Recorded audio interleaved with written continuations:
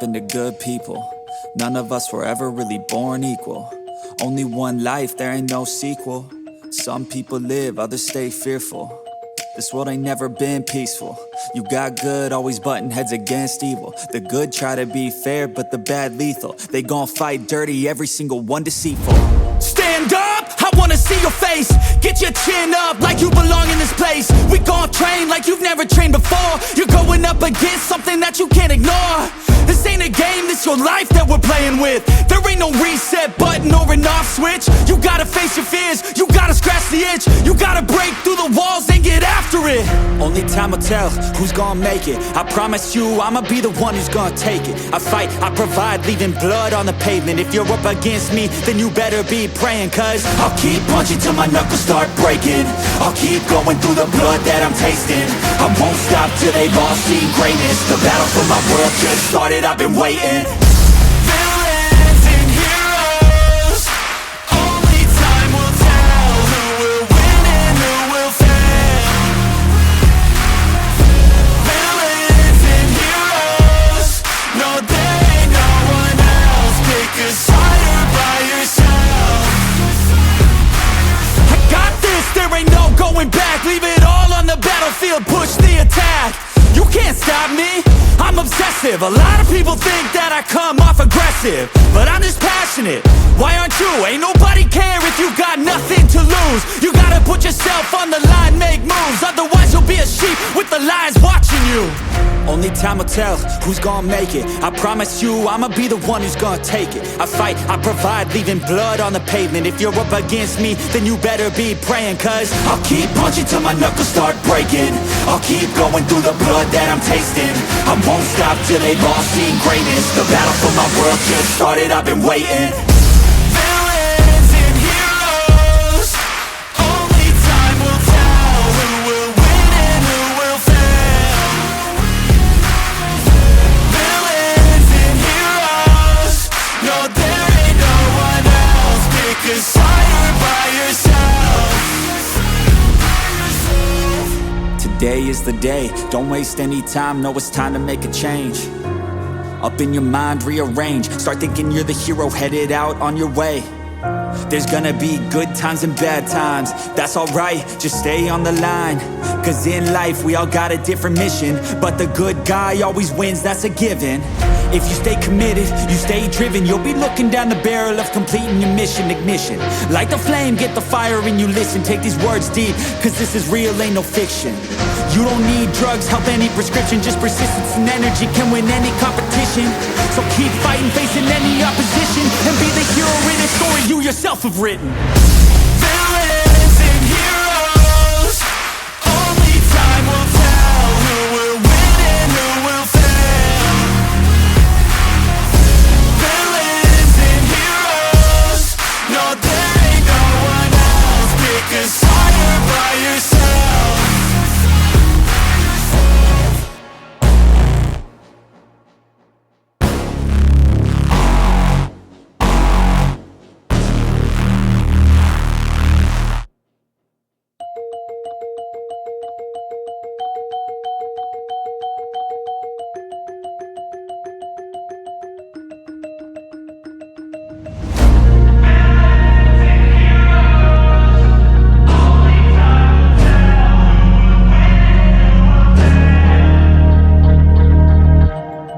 Things happen to good people. None of us were ever really born equal. Only one life, there ain't no sequel. Some people live, others stay fearful. This world ain't never been peaceful. You got good, always butting heads against evil. The good try to be fair, but the bad lethal. They gon' fight dirty, every single one deceitful. Stand up, I wanna see your face. Get your chin up like you belong in this place. We gon' train like you've never trained before. You're going up against something that you can't ignore. This ain't a game, this your life that we're playing with. There ain't no reset button or an off switch. You gotta face your fears, you gotta scratch the itch. You gotta break through the walls and get after it. Only Only time will tell who's gonna make it. I promise you I'ma be the one who's gonna take it. I fight, I provide, leaving blood on the pavement. If you're up against me, then you better be praying, cause I'll keep punching till my knuckles start breaking. I'll keep going through the blood that I'm tasting. I won't stop till they've all seen greatness. The battle for my world just started, I've been waiting. Villains and heroes, only time will tell who will win and who will fail. Villains and heroes, no there ain't no one else. Pick a side by yourself. I got this, there ain't no going back. Leave it all on the battlefield, push the attack. You can't stop me, I'm obsessive. A lot of people think that I come off aggressive, but I'm just passionate. Why aren't you? Ain't nobody care if you got nothing to lose. You gotta put yourself on the line, make moves. Otherwise you'll be a sheep with the lions watching you. Only time will tell who's gonna make it. I promise you I'ma be the one who's gonna take it. I fight, I provide, leaving blood on the pavement. If you're up against me, then you better be praying, cause I'll keep punching till my knuckles start breaking. I'll keep going through the blood that I'm tasting. I won't stop till they've all seen greatness. The battle for my world just started, I've been waiting. Villains and heroes, only time will tell who will win and who will fail. Villains and heroes, no there ain't no one else. Pick a side by yourself. Today is the day, don't waste any time. No, it's time to make a change. Up in your mind, rearrange. Start thinking you're the hero headed out on your way. There's gonna be good times and bad times. That's alright, just stay on the line. Cause in life we all got a different mission, but the good guy always wins, that's a given. If you stay committed, you stay driven, you'll be looking down the barrel of completing your mission. Ignition, light the flame, get the fire and you listen. Take these words deep, cause this is real, ain't no fiction. You don't need drugs, help any prescription. Just persistence and energy can win any competition. So keep fighting, facing any opposition, and be the hero in a story you yourself have written. Villains and heroes, only time will tell who will win and who will fail. Villains and heroes, no there ain't no one else. Pick a side by yourself.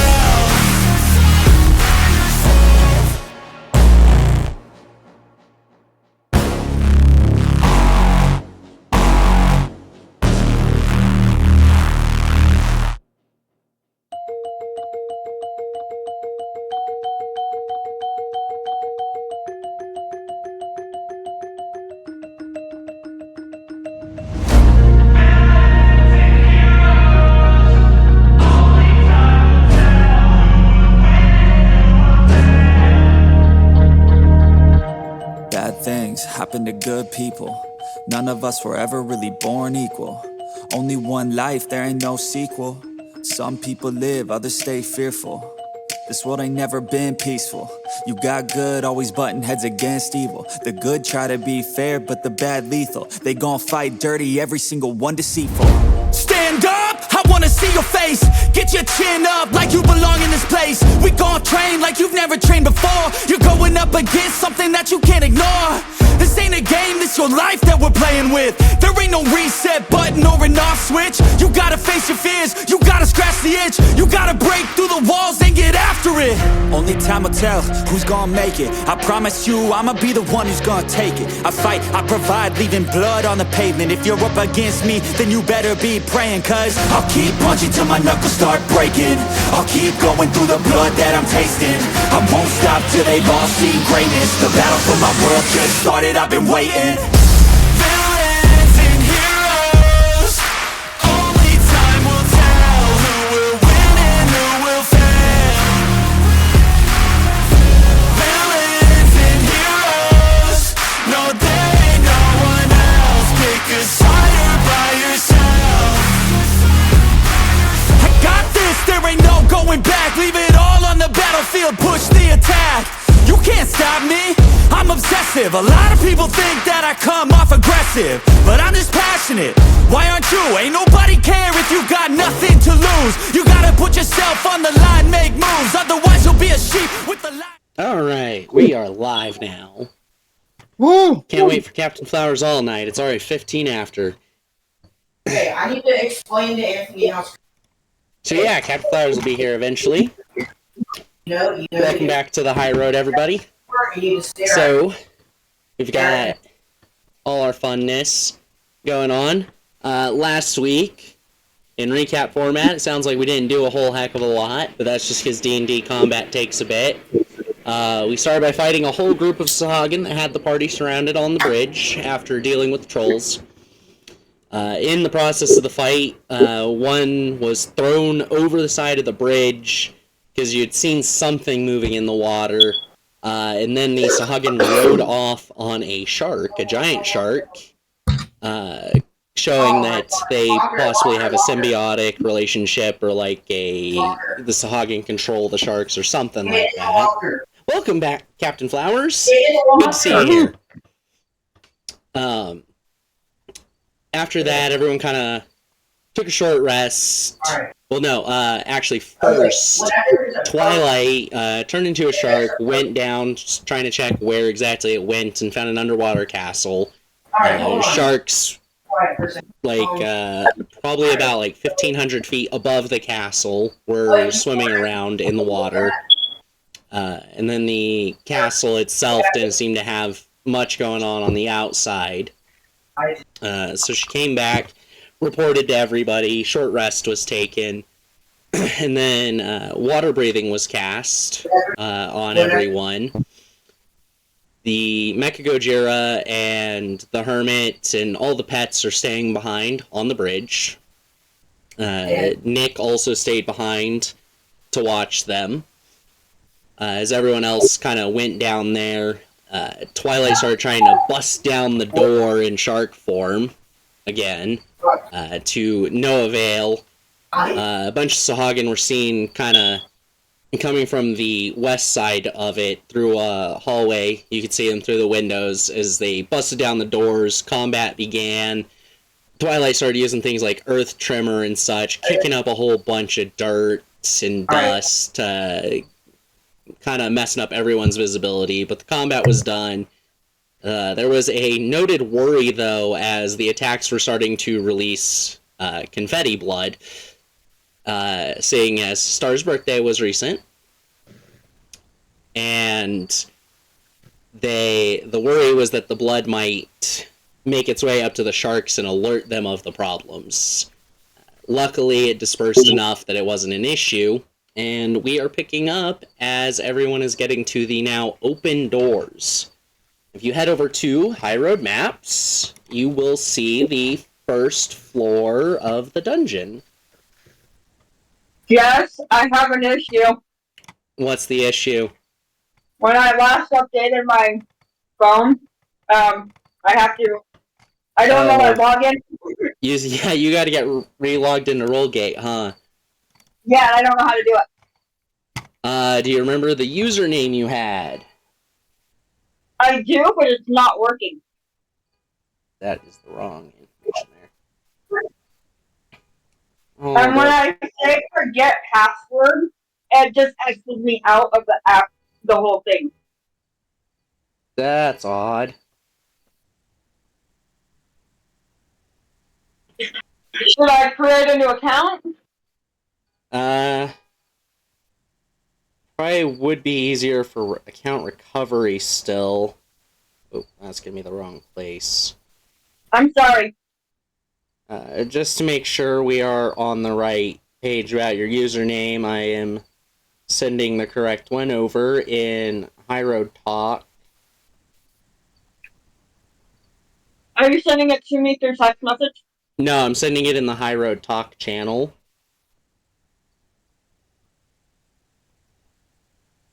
Okay.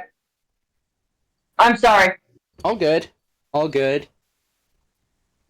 And then I'm going to get this map put up on the stream real quick.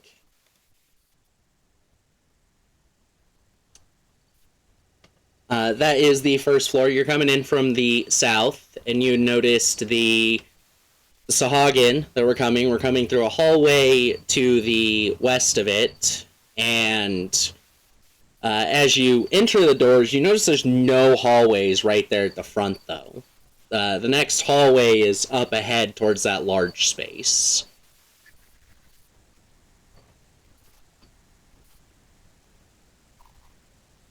So where are we looking at? Highroad Maps is going to be where you find the map. Okay. So where are we at? You are down at the bottom, the south. Kind of coming in through the doors in the middle there. Okay. And you'd seen sahuagin coming from the left, which you would presume is where all that blue is, but it's nothing but a solid wall as you enter. You do know you saw the sahuagin through windows that are on the outside, though.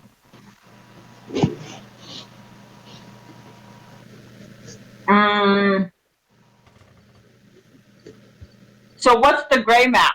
The one gray above it. map? Yeah.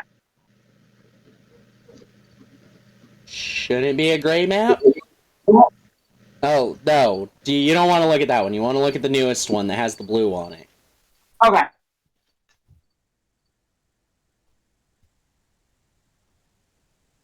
But the table is yours. You said the blue is just kind of a wall? Yeah. As you enter, it's just a hallway going forward up to the large open space.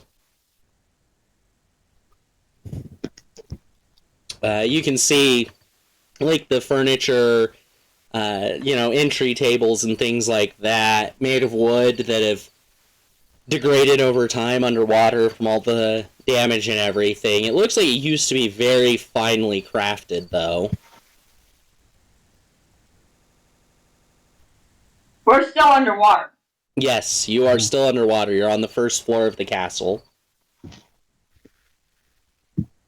I'm gonna walk around I'm gonna walk up to the end of this corridor here and try and peek around the corners.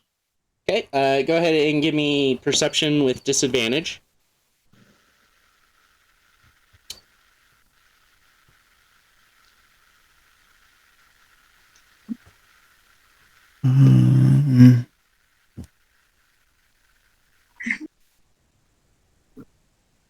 How about everybody else? So you said we're not supposed to fight in this one, or are we? There's a lot of enemies throughout this entire dungeon. If they were all in a single combat, they would be over a challenge 20 encounter. Nat 20 Okay. and a dirty 20. I'm nuts. Yeah. With a dirty 20, you can see off to the right, off to the east, as you peek around both ways, you notice a patrol of wrong numbers, 6 sahuagin and 2 giant sharks. They're kind of turning the corner going north up that hallway on the right. Okay, I'm gonna look back at the group and point to my eyes with my 2 fingers and then point to where I saw them. The direction. I tell Tempest, I think he needs to go to mine class. Bubble, bubble, gargle, gargle.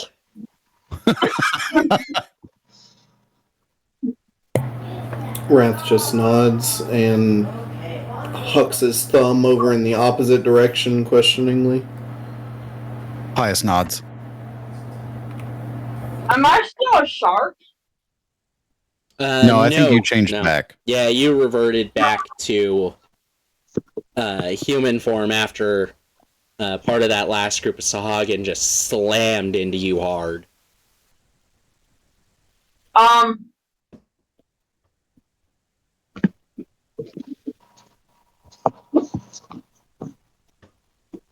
gonna go up and follow, I'm gonna go up to, oh my goodness. I'm gonna go up. I'm having a hard time concentrating. I haven't had my pill today, so bear That's with me, not guys. good. So I'm having a ADHD funk. I'm gonna go up to the edge of the edge and see what I can see. All right, go ahead. Roll perception with disadvantage.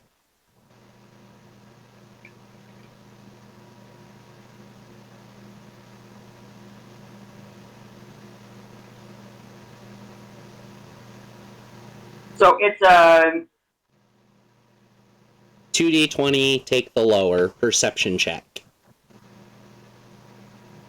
What about everyone else as we're here in this entryway? Nick's just gonna hang with Wrath and stay as close as possible. I'll So float by them. wherever Wrath is going, moving along. All right. Tempest, what did you say? I'll float by them. All right, and what about Captain Flowers? Join the group, but staying close behind. All right. Twilight, as you kind of get up there and peek back and forth, the cloudy water and whatever is in it kind of gets in your eye, and you have to blink and squint it out. So you don't really catch much other than there's a hallway each direction, plus the staircases up ahead. Which are those two partial circles on the map. Those are staircases leading upward. so since I got that one, do I re-roll it? Oh, actually, yes. 1d20. Forgot about halfling luck.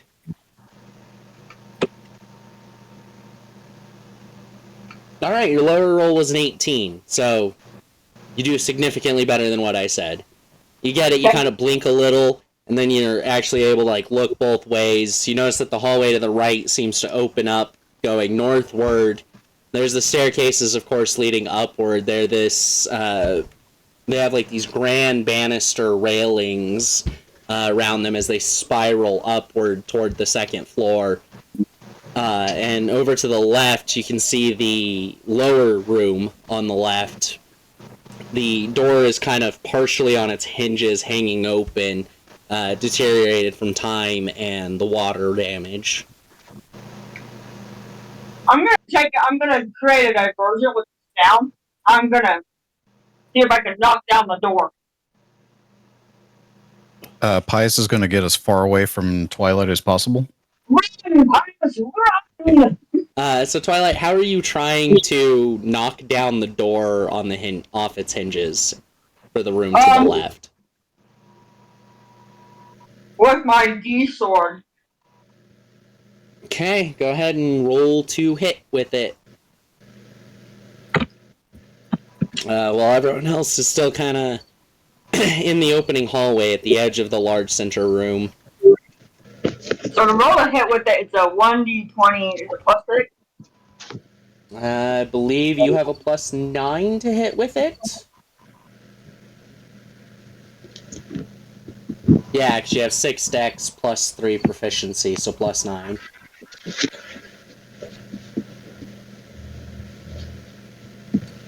Yeah, you smack it good. You don't even have to worry about damage.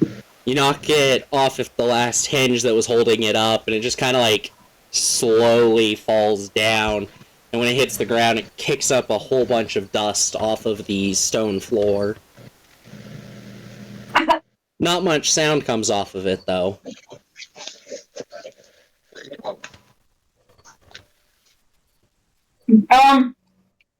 Can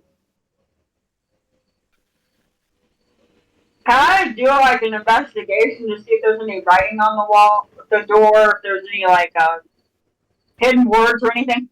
Yeah, you can go ahead and roll an investigation with disadvantage. How about everybody else? Nothing seems to be coming out of what she did, and you're all still back there at the entrance. All right, I'm gonna check out those rooms to the left of the entrance. Okay. I'm gonna check to the right and check the doors, see if there's anything worth looking. Ow! Ow! I'll be going to the left too. You'll be going to the left as well? Hey. How about Wrath? Where exactly are these 2 patrols at now? So based on the numbers on the screen, because each room has like a number up to the top left, they had gone towards. They were going up the hall towards 115. 150. Okay. Yeah, over on the right. They had been walking down in front of like 117, 18, 19, and then headed upward towards 115's entrance on that side. Wrath is going to cross this expanse and go hide just under where it says the 14 and 114. Kind of just tuck away behind those stairs, watching both the door close to me, or double doors, I suppose that would be close to me, and waiting for just in case something comes down the stairs. All right. So And then yeah, Nick's gonna do the same thing, but on the opposite, like following Wrath's lead and doing it on the other wall, so closer to. I can't read it. My 113. 113, yeah, under closer to those 113 on the other side. So, like a SWAT style, one on each wall. Slice that pie, baby. So Nick, as you're going up towards, we'll start with you and kind of work backwards. As you're going up to the stairs on the left, you notice there's no door into that room 113 going up this wall. But you can kind of look up the stairs because they're steel grate stairs. Okay. And you can kind of look up and you see the kind of tattered remains of a carpet up there. But otherwise, it's not like you see any people or anything. This entryway seems to be far less elegant than what appears to be upstairs, which is odd given that normally your great hall at the front is one of the most extravagant parts of a castle. Okay. And Wrath, you kind of notice the same thing up that way, but you can tell at the bottom of the stairs on your side, there does seem to be kind of the tattered remains of carpeting right there at the bottom step, as if it's been torn up over time. Okay. I have a question, if I may interrupt. So how are we all breathing? I know we have that device to help us breathe. Because I cast water breathing on all of us. You used the blowgun to cast water breathing, so everyone can breathe underwater for like 24 hours. Correct. But don't we have to all be together though, or no? The spell's simply on you, and you can breathe. Of course, I skipped the description of like Nick catching up. Nick, you had jumped in the water and followed after them. Not long, like just minutes after, because you got a feeling that you should be there, which is why you were with the group as they started to go in. But yeah, then we'll go to Tempest next, as you're kind of going over to 117 and 18, and you're peeking into the rooms as you're going, and there are no doors on these particular rooms. As you look in, though, you can see that there's like a couple beds and a dresser in each one. Most of whatever was in there for finery is just destroyed at this point. They look fairly average as far as beds go. And it's more that as you get to 114 and the door there, you can see that there's no door on that one either, and in that room you glimpse a shark kind of floating around in there. Then we have Captain Flowers and Pius. Pius, actually, hold on, I forgot, Pius. You went to the left to check out the lower room over there, correct? Yes. Okay. So, Pius, Twilight, Captain Flowers, you're kind of all over there checking real quick. And Twilight, with your investigation check to try to kind of find lettering and everything, you don't notice any like words that have been etched into anything, but you do notice that the door itself, from the parts of it that aren't terribly damaged, seem to have been hand carved into very ornate patterns and very elegant, which is in line with being a castle since most people with castles have lots of money to do that sort of thing. Do I recognize the handwriting? There's no words. There's no handwriting. Like, do I recognizing, like, who may have carved the door? No, you can't even tell. You don't have necessarily a big like world view of different artistic styles, so you can't even tell if it's like Dwarven or Elven. You can't really tell.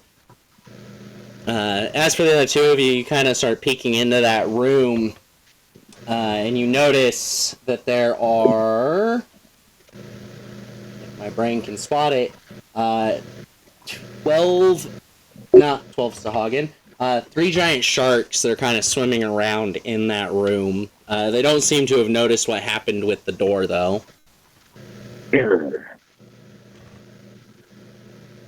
Other than that, you notice that there's tables, couches. You notice what appear to be almost perfectly intact pool tables as well. Interesting. And those are those like 2 kind of green spaces on either side of the room. I was wondering what those are. So presumably they were enchanted to resist damage, and they've done a good job about it. Okay. Can I get the doorknob off the door? Is it hard to do?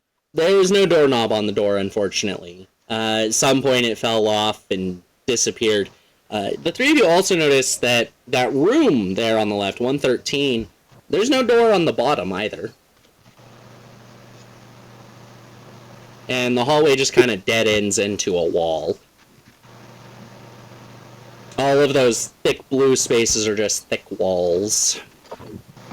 From what you can tell. Which, again, still seems odd because you saw the sahuagin through the windows in a hallway up there at the front. So, where's everybody at? Down there in the lower left at 116 is where Twilight, Pius, Captain Flowers are. Nick is at the left set of stairs, Wrath at the right set of stairs, and Tempest is over kind of browsing the rooms there in the lower right. I'm gonna go forward. Like, I'm gonna get out of get where I'm at, get out of where I'm at. I'm gonna just kind of mosey up a little past the room. So are you going up to, like, the doors there in, like, the center of the map, or up the hallway on the right? Yeah, I wanna go center. You want to go where? I'm going into the center. Okay. So you're heading up to those doors. How about everybody else? I'm gonna check up the left staircase slowly. Okay. I'm gonna swim up to Wrath and try to gesture that there's sharks in 14. How do you do this? What does it look like? I do a little I take both my hands and do a fish motion that's swimming, and then teeth with my hands closing and eating. Okay. Wrath Right. thinks for just a second, looks at you a little quizzically, and thinks some more, and then the look of oh yes, and he gives you a thumbs up. And it's wolfish. So as you're kind of thinking on the sharks there, Wrath, you hear a voice in your head. This isn't the first time that's happened while being in a kind of dungeon-like area.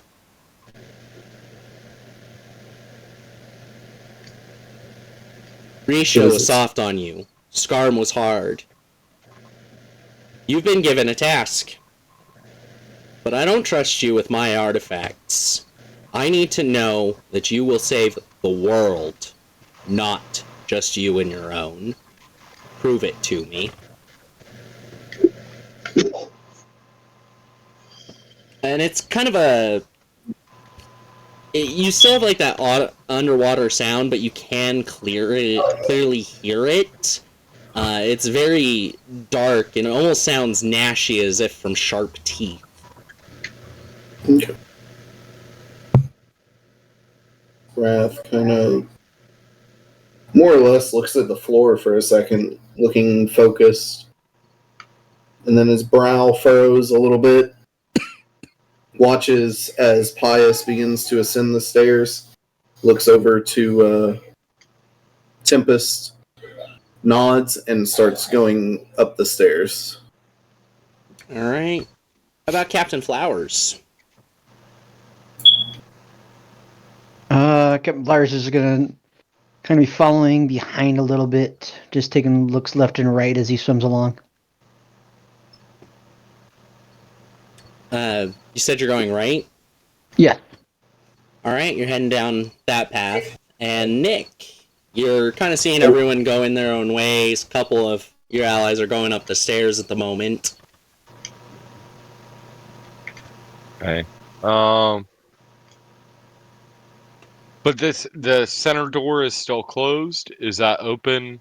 Yes, it's a large double door, about 20 feet wide and 15 feet tall, carved from stone. It seems to have taken relatively no damage. It's actually in better shape than the stone walls.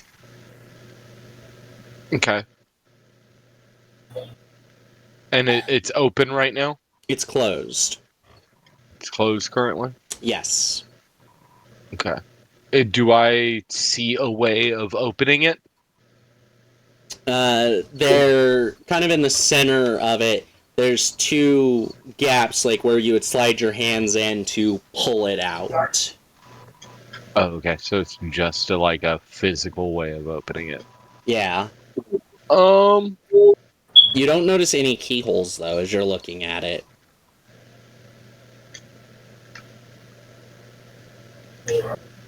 Okay. Does my wand of flowers, can it, perform any type of flowers? Like, my staff of flowers, can it perform, any type of flowers? Yeah, any non-magical flower or relatively basic poison that's not very strong. So if I wanted to cast the coral reed, can I do it? So coral is actually an animal, not a plant. Okay.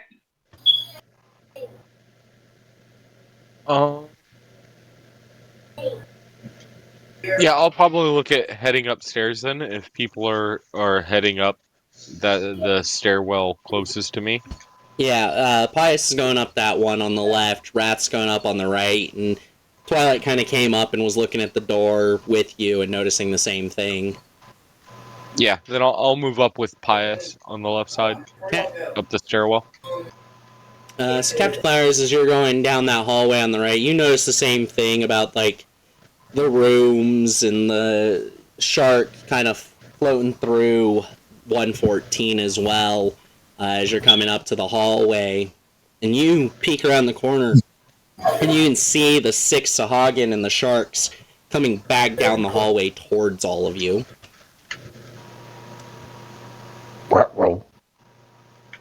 And Not good.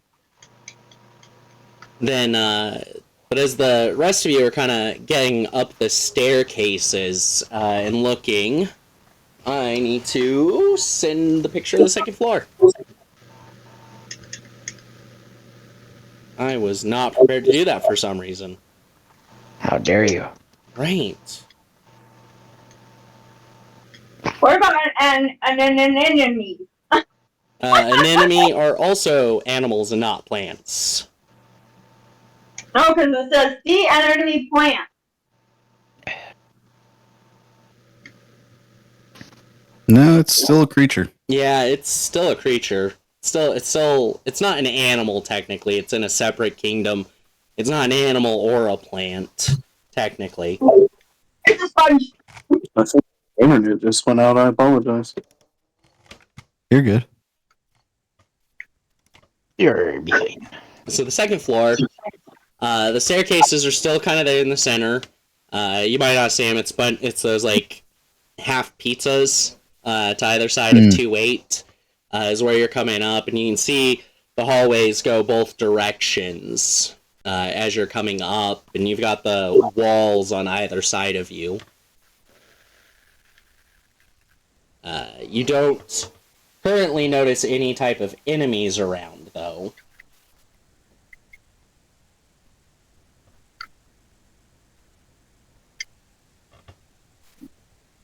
So, Tempest, you'd seen Wrath heading up the stairs. What were you doing after that? What were you doing after? Going up. Okay. So you're right there behind all of them. And Twilight, Nick had moved away from the door that you were investigating down there on the first floor. What about you after you see that? Well, I mean, I'm in the middle of the room. Yeah, you're in the middle of the room on the first floor where that door was. What are you doing now that you've seen Nick heading upstairs with everybody else?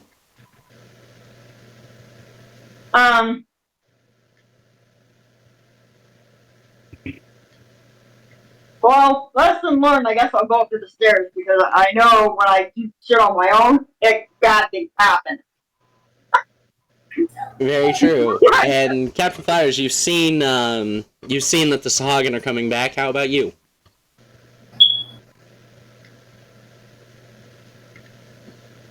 Can I try to sneak around them or away from them, or try to go? Let me see, because they're coming towards.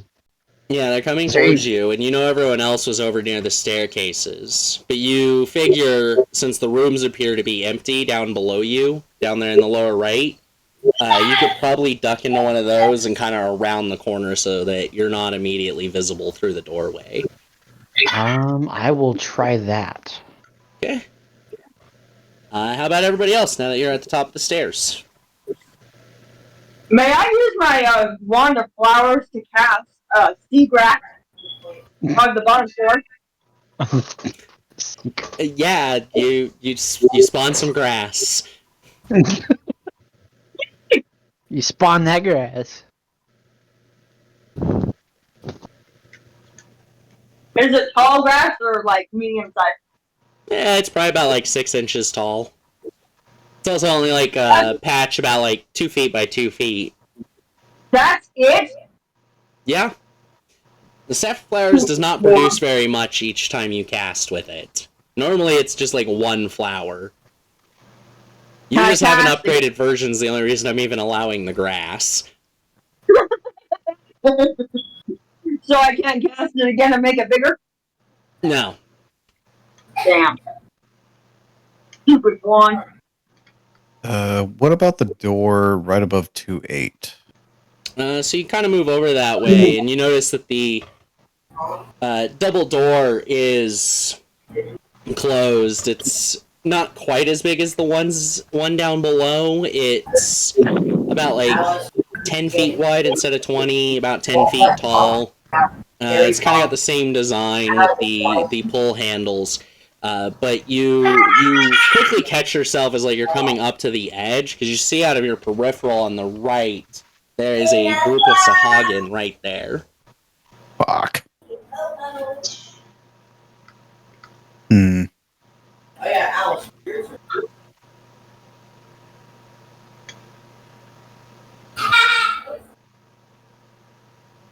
What? We got up at the same time, correct? Yeah. Wrath dashes into what would be the south side of 2-8 to get out of line of sight. So the south side of 2-8 is where the sahuagin are. Oh, I thought you said they were coming from the right. No, Pius was just moving from the staircase on the left to the right, where the center of 2-8 is. And then he noticed on his right, which would be south, that the sahuagin were there. Gotcha. Hmm. I messed up my directional and stopped using northeast, southwest, and started using right, left, as if that would be less confusing. Oh, good. So that was on me. North, south, east, west, better. It's less confusing. Yeah. So south down 2-8, there's a group of sahuagin that you kind of catch out of your peripheral. When you take a bigger, more direct look, there's probably like a group of 10 or more of them standing in that hallway. They all seem to be stood at attention, similar to how you would see outside, like, the throne room of a typical castle. Wrath glances over to Pius and gives the thumb across the neck motion, but like with a question in his eyes. Pius, you could see the blue lights of his eyes kind of squint, like, And then he subtly nods. Alright. Wrath is gonna creep up to the corner. Yep, Pius does the same. Alright, how about Nick and Tempest? Oh, I'm following their lead. Alright. We'll go back to the bottom floor for the moment. Because we still have Twilight and Captain Flowers down there. So, Captain Flowers, you're like down in 118 at the moment. And you can kind of tell, like, because of all the dust in the air, it's starting to kick up a little bit. You figure the sahuagin are starting to move past that. Twilight, you're at the bottom of the stairs currently, and you can see the sahuagin starting to come around the corner. As you are still in this open room. Do I notice?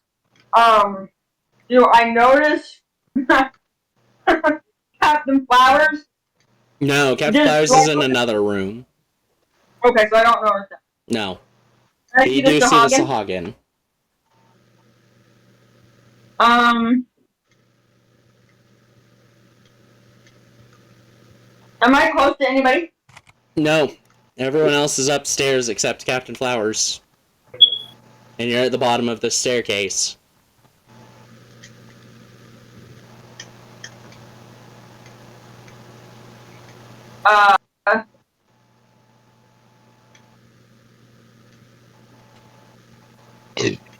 I'm going to try to be very sly and very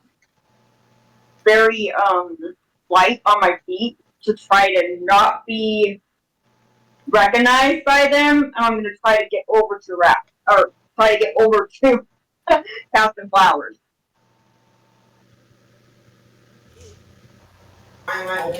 Go ahead and roll a stealth check with disadvantage.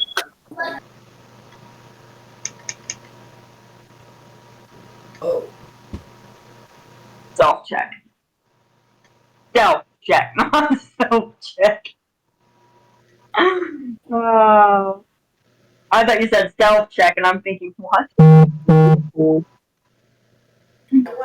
Oof.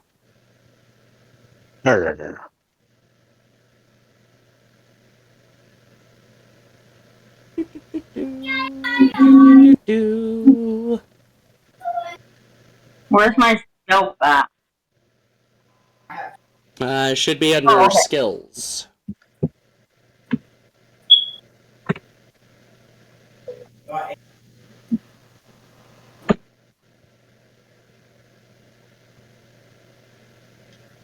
So you got a 24.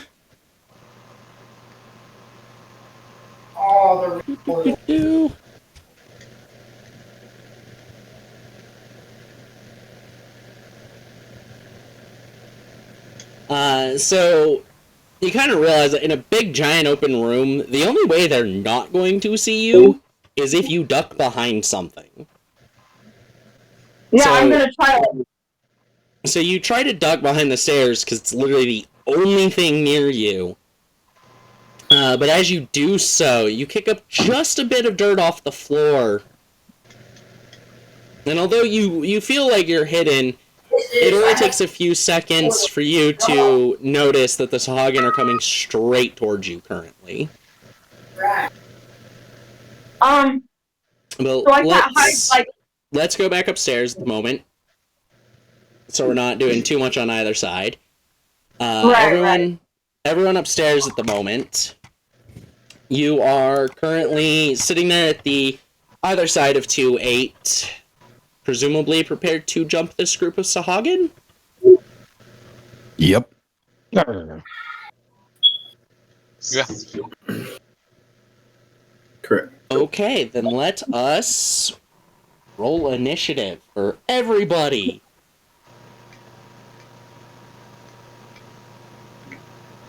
Initiative? But doesn't that hurt? It can. Hmm.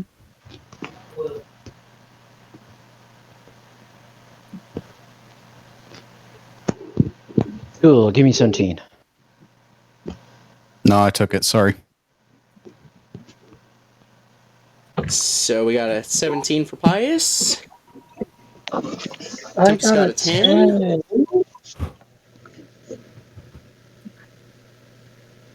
Twilight got a 24. How about Wrath? 7. 7. Damn. Wow. Nick, how about you? I got a big old 5. Fuck. Oh, you did slap!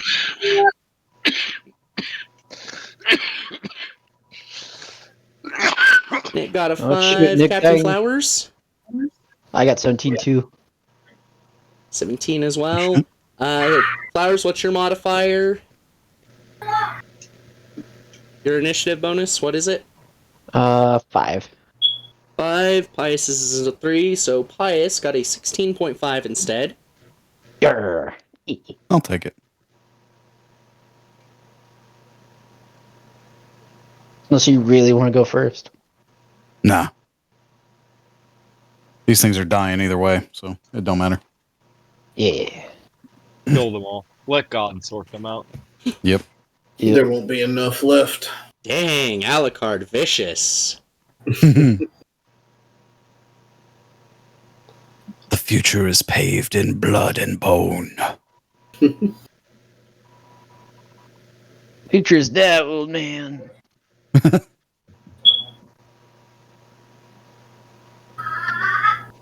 Just sucks that I can't make any hammer puns because I don't have the spell slots. Unfortunate. That's all right. Sad time.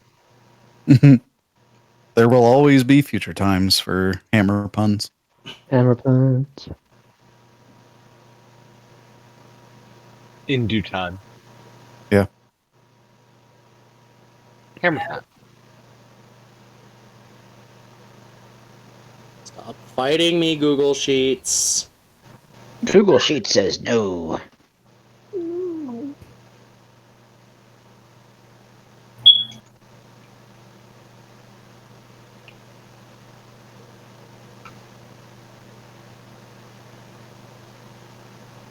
This is your Google Sheets. We haven't spoken in a while.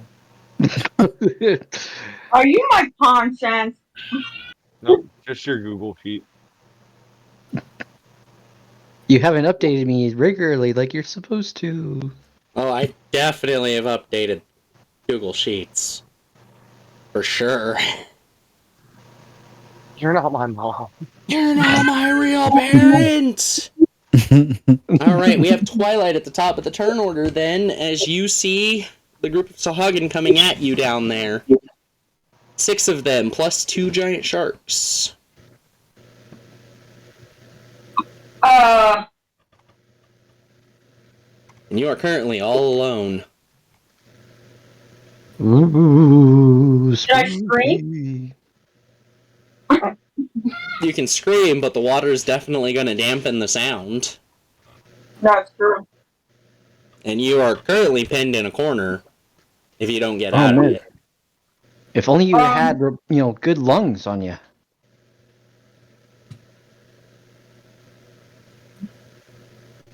How fast can I swim? If you dash, you can make about 30 feet, which should get you, like, halfway up the stairs or approximately face-to-face with the sahuagin. How far away is Flowers from me?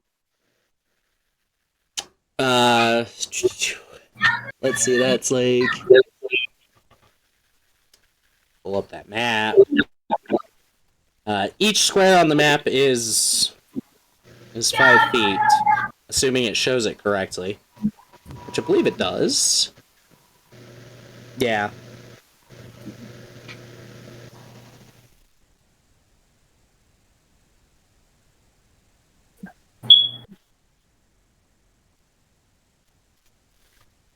He's close to 100 feet away from you. Down in 118. The sahuagin are about 30 feet away from you in the middle.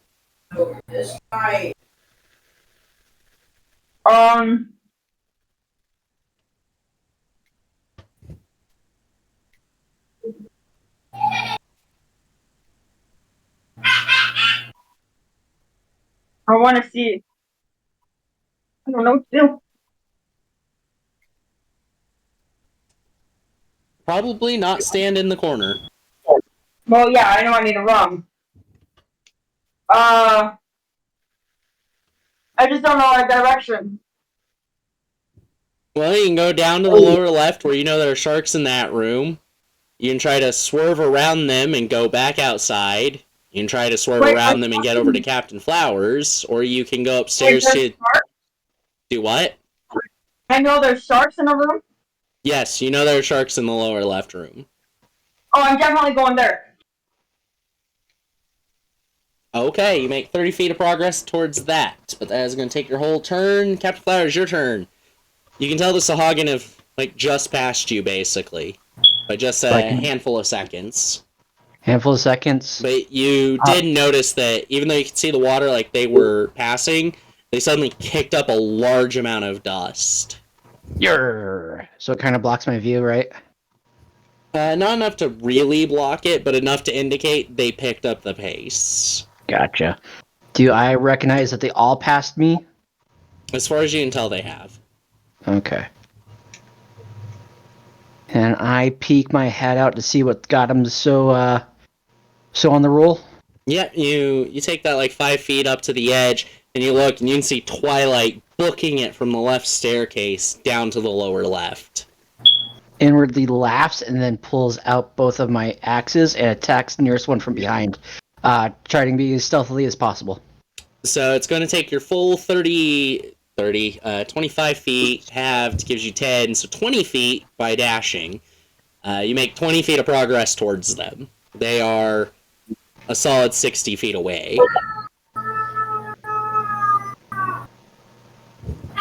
Can I switch to Mariner's padded armor? I believe that requires attunement. Does that require attunement? Where is my inventory? There is my inventory. It does not tell me anything about that. Let me bring it up real quick. Just says...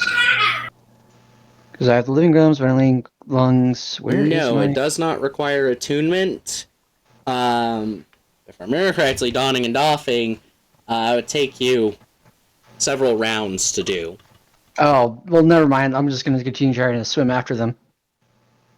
Alright. So that's that full movement, 20 feet towards them. And then we have Pius, your turn. Back up on the second floor. I'm rushing in. I'm attacking the first sahuagin.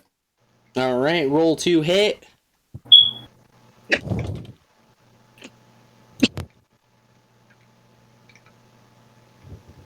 $22. 22 is a hit.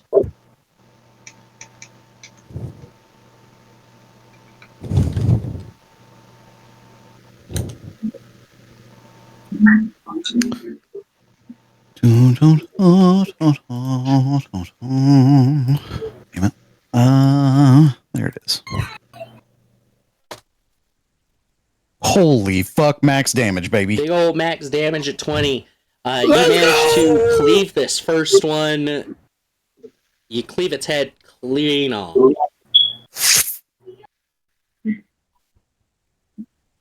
Thus getting the attention of the rest of them. He lets out a war cry. Are you ready for it? Absolutely. Do it. There you go. There's a war cry for you. I didn't hear it. It didn't? No. No. Fuck, whatever. A lot. Just picture a robotic sound over that. And then I'm going to move closer to the next one.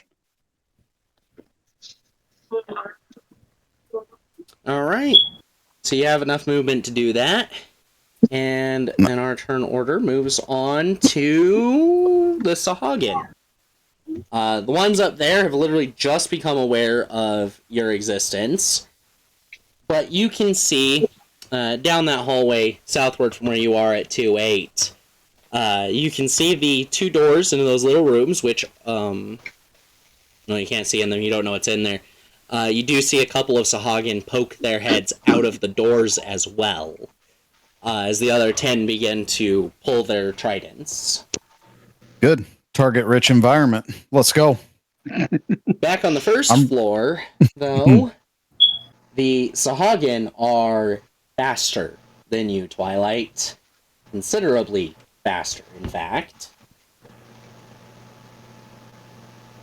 As they have a speed of 40 underwater. Ooh. So That's as you're a trying to problem. move to the lower left, they pull up and surround you. 6 of them and 2 sharks. Covering all 8 spaces around you. We may have a character death here, depending on how bad this goes. So we're going to roll for the sharks first. It looks like it's about to go really bad. The sharks have a total of 18 with advantage against your armor class of 18. So attacker wins on that. I'm dead. Possibly, considering each one of those sharks deals 22 damage. Oh. So you take 44 damage. Oh shit. And you only had 26 hit points. 18. Even less. You dropped to 0. But they did not... The second attack was before you dropped to 0, so you only dropped to 0, no failed death saves. As the sahuagin really get the same roll they had before. Either way, they just had a standard advantage roll. As your body starts to collapse. They hit as well. You're dead. And there's no reviving me? Oh, there's lots of... We have potential ways. We still have, like, the Phoenix tier and all of that. But you are currently a corpse, and you're not out of this. You're not out of this. You know, spiritual bodies and such exist. So... But that's just where you are for this turn.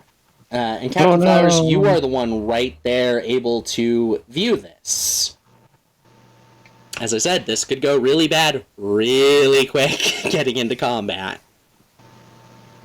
Splitting up was even worse. Well, you know, it's everyone else's fault except mine. Let me see. But after the sahuagin and the sharks and all that, it's Tempest's turn. You are up there on the second floor, and Pius has already dove into the combat.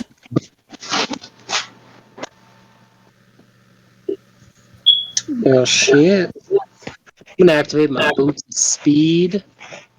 Alright. Bonus action to do that. And then... So there's still plenty not being touched yet, right? Hold on, what? There's plenty not being touched, right? Oh yeah, there's quite a few in there in the hallway, and you can see the other couple poking their heads out. I want to dash for those heads that are poking out. I'll be right back. You're gonna dash past several enemies to get to the ones poking their heads out? Could be effective. At killing you? Yeah, it looks like it's gonna be an extremely tight space to get in there. Okay, fair enough. I'll just help out Pius there in the hallway. Alright, so you're just there at the edge, taking them another space so they can't get past and surround y'all. But there is still one within your reach that you can attack.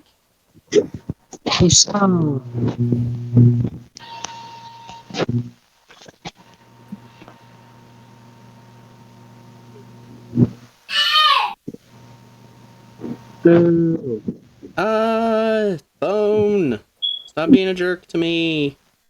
Phone, how dare you? I accidentally switched over to a completely different server. Wow. Wow. You hit that one. Go ahead and roll your damage. Your 2d6 plus 7.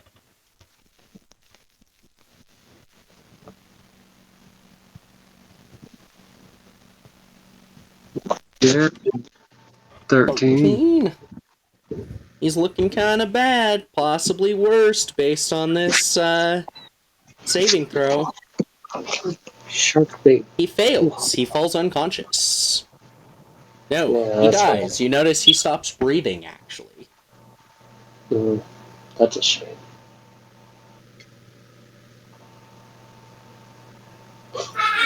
You don't think you hit him that hard, but he died.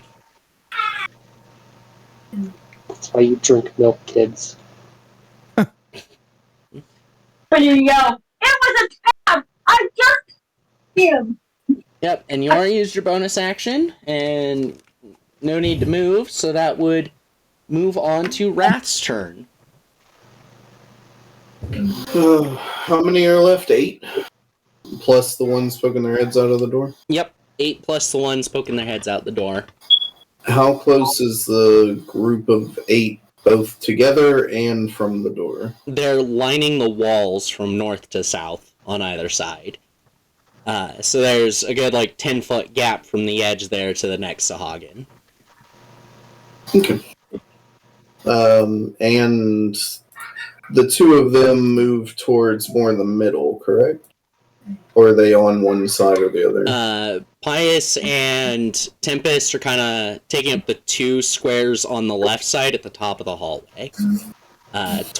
Tempest has reach on her weapon, was why she was able to hit the one on the right. Okay, I'll go to the side that they are not on and line up and use my breath weapon attack, please. That's a dexterity saving throw. Dexterity save. It's 30-foot line normally? Correct.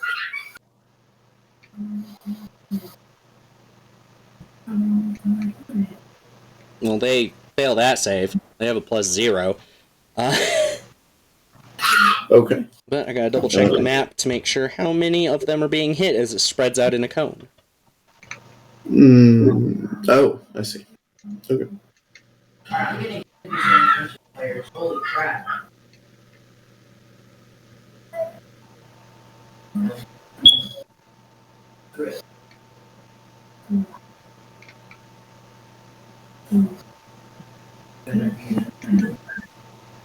Okay.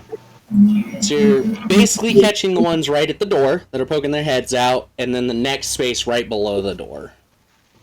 Okay, give me 1 second because I accidentally closed out of the map. Okay. Yeah, and you're still missing a couple that are northward on the left side. Gotcha.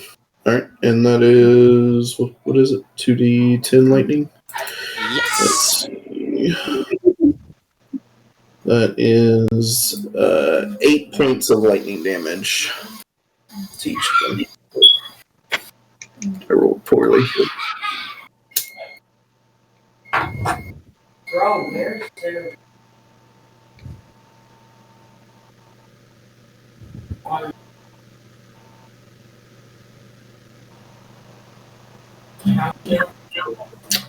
And that's my turn. All right.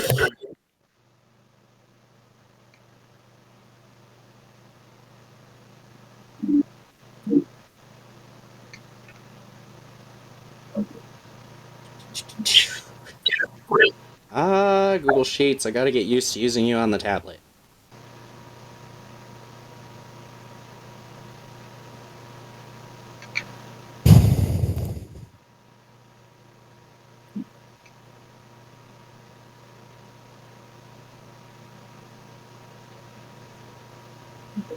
Hello? Hello? Hey. Yarr. What? Everybody just went so silent. Yeah, I was having to type in a whole bunch of numbers. I was like,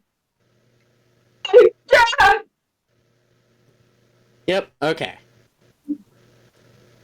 With Wrath's turn done, that will make it Nick's turn.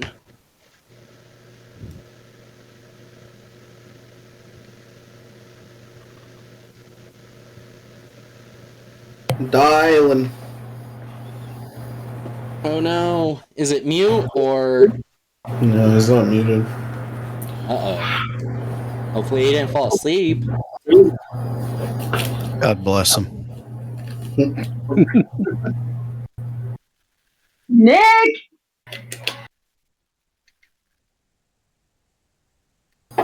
Maybe something came up. Yeah, maybe something came up. Well, he was coughing, so he might have died. Possibly. Nah. So we can just move to the top of the turn order for the moment. I'm dead. Yes, Twilight is the top of the turn order. And you are dead. Powers? It's your turn. Oh, I'm there he is. sorry. Oh. I'm back. I just went and threw up a bunch. I think I Ooh. might be dipping out. I'm Yeah, really no. not feeling well. No worries. Oh, Absolutely. bueno. Yeah, Well, hope you start get feeling better, better brother. then. Yeah. I You don't want me to know what's proxy going you? on with me. It just hit me hard. Yeah, proxy me if you don't mind. We'll You're do. feeling better, Nick. I'm burnt. I've been up since like 5 o'clock this morning, and I think it's just all hitting me all at once. Yeah, get some sleep, man. Yeah. Yeah, get something. I'll probably I'll hop it on Twitch and try and listen until I pass out, at All least. And if I'll send Wrath anything that's like, yeah, I want to do this. I'm burnt. I'm sorry, guys. No worries. You're good. We understand. We'd rather you We'll be miss you. healthy. Mm-hmm. I love you guys. Have a good night. Good night. Love you. Bye. All right. So Nick basically has all the spells in the world. Yeah, Wish but what's spell? prepared? Question Hold on. I have his sheet on what's prepared. You have the sheet for what's prepared. Yeah. You want to send me? Does he have lightning bolt prepared by chance? Yes, and he also has it in his staff. I'm not sure. Hold on, let me see if he keeps track of his staff charges. His staff charges are full currently. Okay. So yeah, he has both the spell prepared as well as the staff for it. All right, that staff got like a big ass DC on it. So, a lightning bolt on that staff, basically maneuvering right past the allies to the front to get the line on the left. Lightning bolt has a 120-foot line, which now becomes a cone, and will catch all of them in this hallway.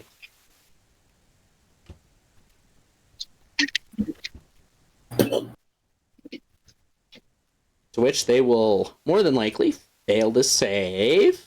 Let's see. They got a 17, which does fail to save. Oh no, it's all. Actually, I do not remember if it is upcast to 5th level or not in the staff. No, Pull it's that up. third. It's 3rd? Okay. Yep. Then that is still a whole lot of damage, though, for 8d6. Yep.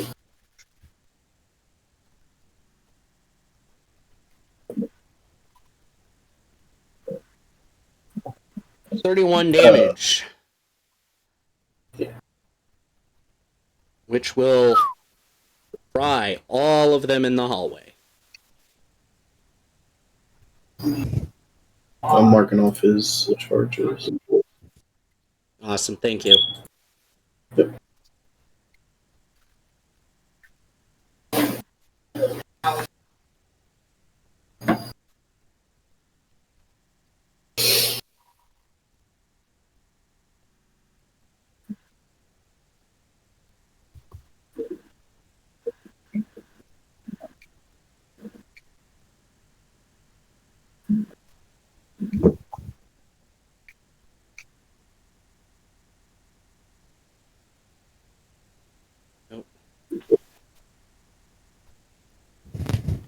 overmarked there. Oh, sorry. Gonna say.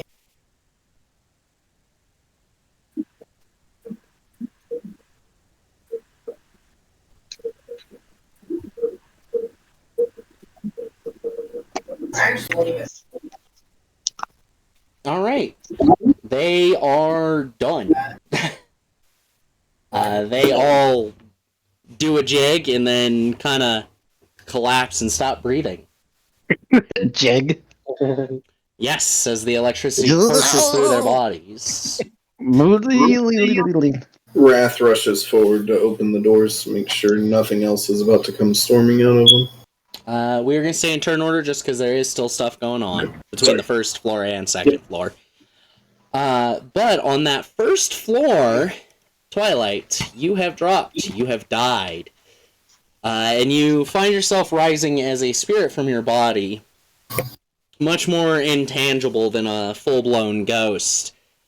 You see the sahuagin and shark around your body. You see Captain Flowers rushing in alone towards the group as well. What can you do? Well, I don't think I can do anything, can I? You're a spirit. It's not Can like I- spirits or a statue. You're not unconscious as a spirit. I mean, can I cast Hero Wounds as a spirit? Cure Wounds does not heal death.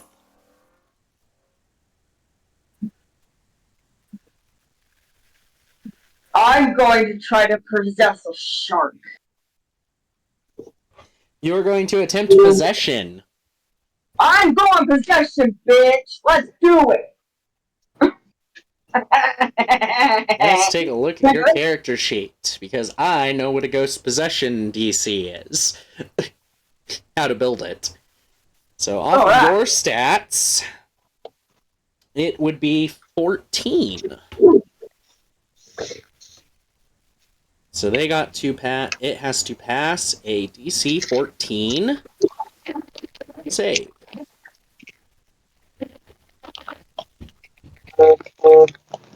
That it passes. You fail to possess it. You feel, as you try to enter its body, you feel a large pushback from its spirit keeping you from entering. Oh, I didn't succeed? You failed. Oh, It rolled too high. Captain Flowers, your turn, though. You're still about... What was it? 40 feet away? And you can move 20 with a dash action? 20 with dash action. So they got to her. Have they still turned around, or are they still facing towards her? They're still circling her and kind of focused on her body. Okay, let me see, because I'm looking at the map. The hallway's like 2 squares, so about 10 feet wide, right? 4 squares. 4 20 squares. feet wide. And you're kind of sitting at the edge, the corner of 114 on the lower left. Whereas the sahuagin are kind of like middle left of the large room.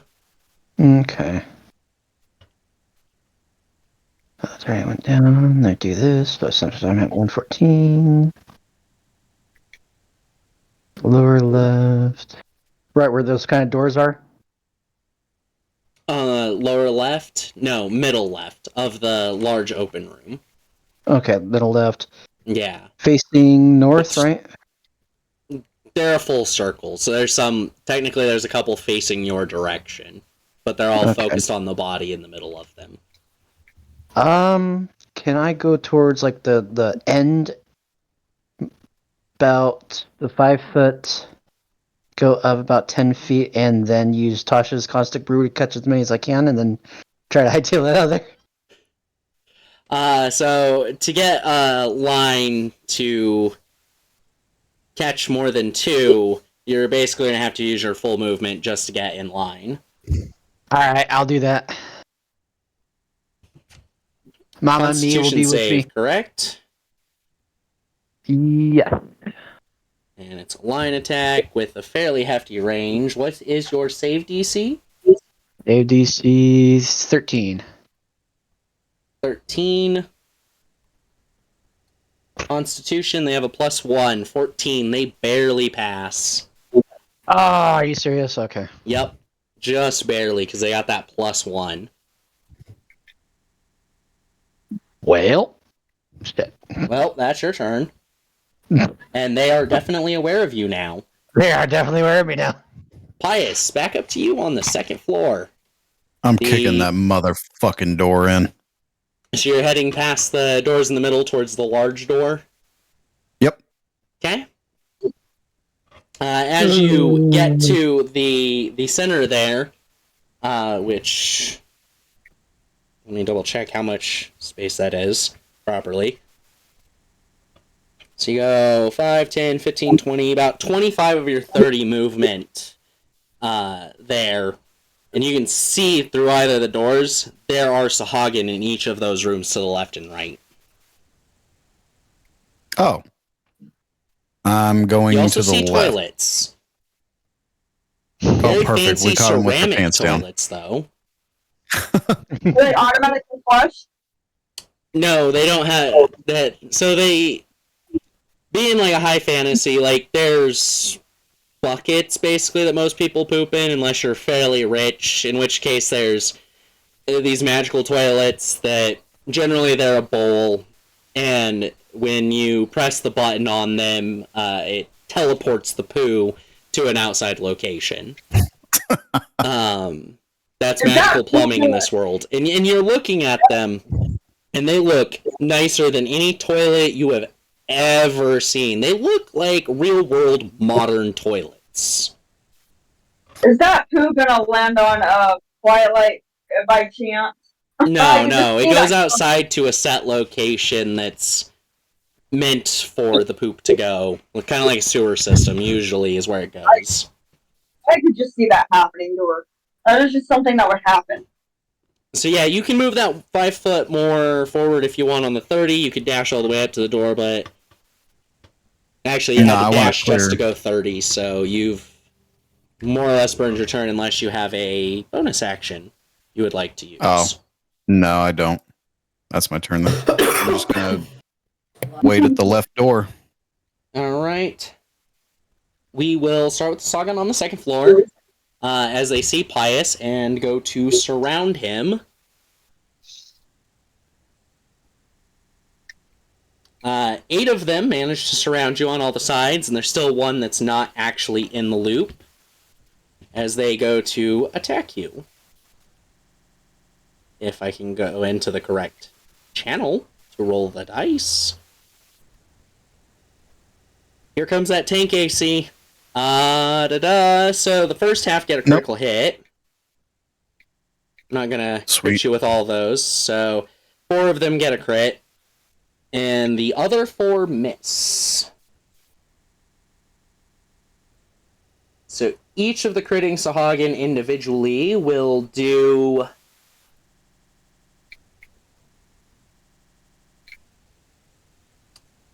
do 5 plus 4, 9 damage each, so 36 damage total between the 4 of them that crit you.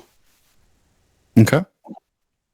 And then they are taking their second attack to attempt to bite you.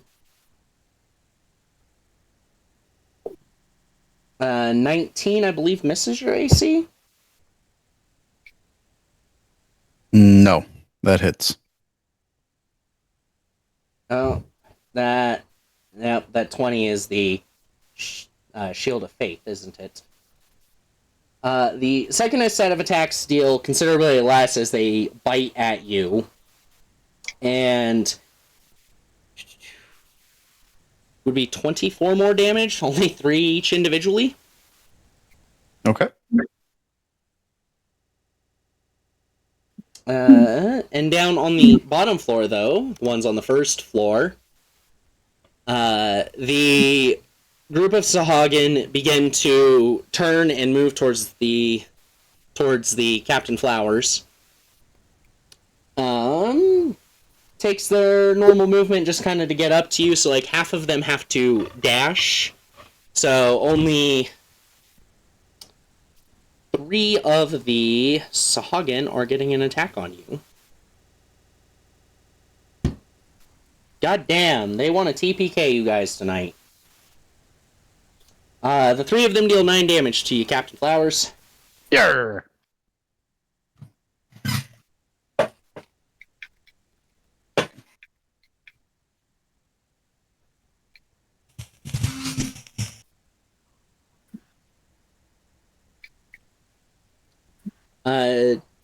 What is Pius's health sitting at? I forgot to adjust that with those attacks. 3. 3. 48. Starting to look pretty bad. Yep. I went from, what was it, 63 to 3? They hit. Yeah. After all the sahuagin, Tempest, your turn. You have just seen Pius get bitch slapped to hell. You see a couple of wires even exposed and kind of crackling small amounts of electricity. Not to any effect, though.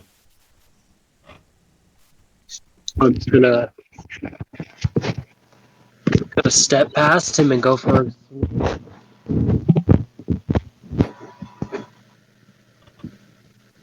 You're gonna step up and try to hit one? Alrighty. Yeah. He needs. That puts me at 48. 16 is a hit. Go ahead and roll the damage.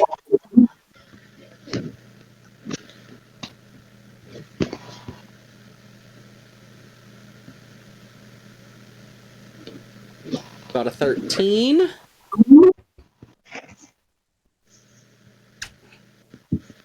And they roll their massive damage save and barely pass. They do not fall unconscious, but it's looking pretty bad.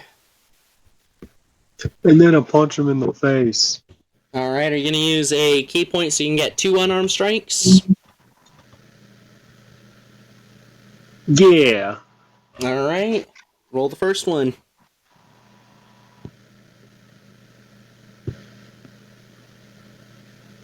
$14 hits.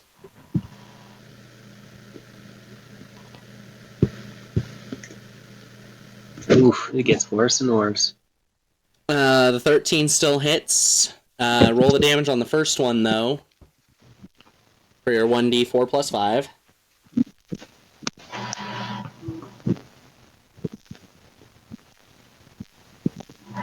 And that was the exact reason I wanted you to roll the damage first. It had 9 hit points left. Your maximum damage. So the first attack takes out the first one, and you get to hit the second one instead with the next 1d4 plus 5. Or 8 damage. Get a beating. At this point, you all have also noticed the sahuagin seem to be... These ones seem to be a little bit tougher than the others. Almost like a royal guard standing at the door to a throne room. Another allusion to that. That would then make it Wrath's turn.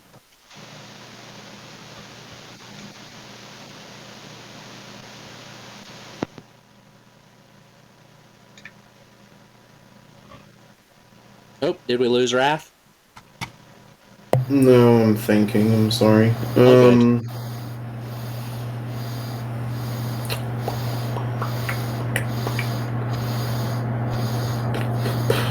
Sorry, this is... Right.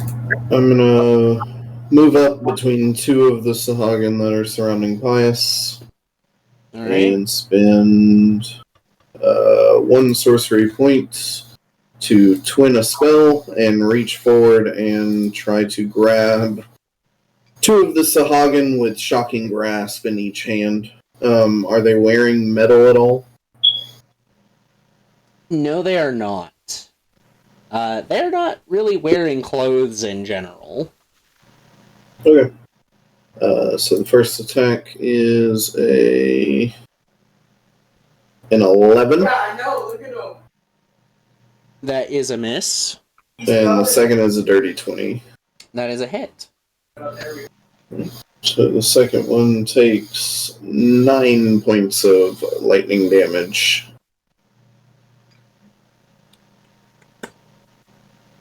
Alright. So just with how you would have had to come in to get that angle of them, you basically would have stepped right in front of Tempest into the space with the one that dropped to catch the two on either side. And the second one, the one you hit with, is the one she hit previously. Okay. And so it is starting to look not good. Very not good. That's my turn. Right. It'll be Nick's turn again.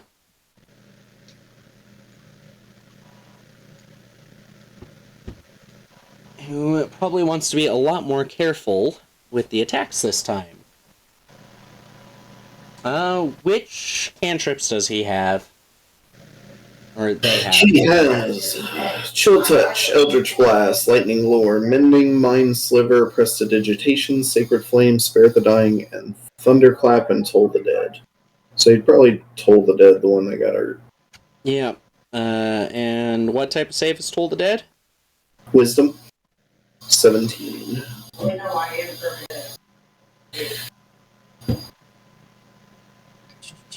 I don't think they have shit for wisdom. They have a +1, so aggressor wins, and it takes some damage. 2d8. Or no, 2d12, right? Because they took damage. Yes, because not full health. Yeah. Do you want me to roll 12? it? Or? I've got it. Okay. For 19. Fucking hell.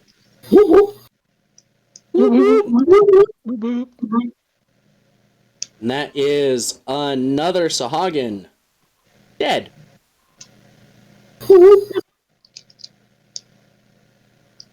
Everything we touch dies. Need to touch more things faster. Yeah. Bad touch. Bad touch. Otherwise, your tank is dead, and then we're really fucked. Nick has healing word. Yeah. Group hug before we do that. At the moment, it just, the health recoup compared to potential damage. Oh yeah, no, he'd Just use it as wasn't like a defibrillator every time Pius goes down. Boom. Yeah, like the enemies will at least realize like Pius isn't a threat, and they're going to turn their attention to the party. So at least you only have to worry about rolling your death saves if they were to drop you. That is. Yep. But it's back to the top of the turn order for Twilight, back on the first floor. You have seen them all kind of move across to the right side of this open space, surround Captain Flowers, and a few of them manage to land some attacks. What do you do, Twilight?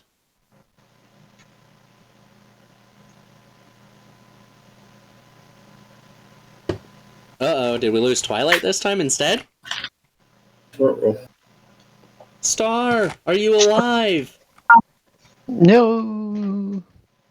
She's actually dead for reals, guys. Oh no. It's the murderer spooky Halloween. It sounds like she's like way in the background. Yeah, I've been talking. Well, now I can hear you. I couldn't hear you before. Yeah, I've been talking. No, she's actually So, goes. it's your turn, Twilight.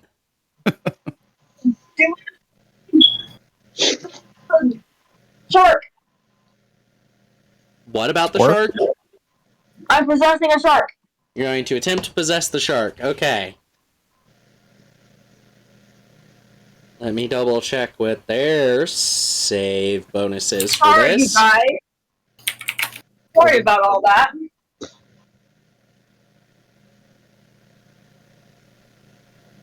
Hmm. 1d20 minus 3. They fail. You successfully possess the shark with your action. It has no bonus actions, unfortunately, so you only manage to take control of it currently. I'm going after, I'm gonna go after I'm gonna go after my friends. First your friends, now friends!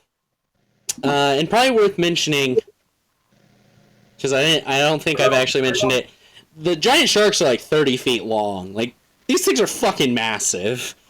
Oh, good. All right. About the only reason they fit is because these hallways are like 20 feet wide, 20 feet tall, and all that fun jazz. Which character am I going to be next? Yep, definitely gonna be pots and pans. Better start getting that ready. So, now that I'm a great big shark, can I? You had to use your action just to possess it. You don't have the ability to do anything else. But that does make Captain Flower's turn, and you are currently surrounded by 6 sahuagin and 2 sharks. Is one of them me? Yes, one of them is you, but he doesn't know that. He couldn't see your spirit and doesn't know. I gotta let him know somehow. Captain Flower, it's your turn. Okay, so they're basically surrounding me at this point, right? Yes, they have you surrounded currently. Okay. Let's see here. Do I have something that might help? Do I have it? No.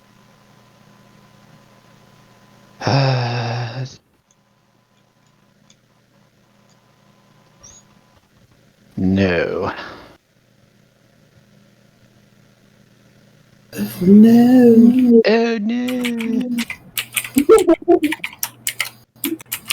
Oh no. Because fire would be put out automatically. Magic fire, not so much. Okay, so magic fire. I don't think Great Bonfire would do anything here. Let's see. They'd have the attempt to dodge out of it. True, but let's see. How many would basically be in a line in front of me at this point? All of them are on different sides, so unfortunately a line is only going to get 1. Well, I could try. Could I? Okay. I try to spin while doing that. You're gonna just spin with both your hand axes out? Yeah, let's try that.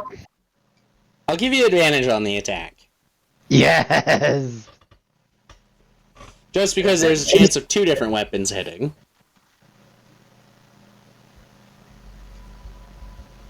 Okay. For whatever reason, it's not letting me. Let me do this. Come on. Is it because I plugged in the bad keyboard? Come on. Uh-oh. Bad keyword. Okay, Did you bad type keyboard. in butt? No. So, okay, what happened? Oh, shit. So what happened with work, I have to unplug this, is that apparently for whatever reason the keyboard that they gave me decided to go kaput. So I had my regular keyboard plugged in at my work computer, and I was trying to work with the bad keyboard for whatever reason because one side just stopped working. That's not good. No, it's not. So now let me do this.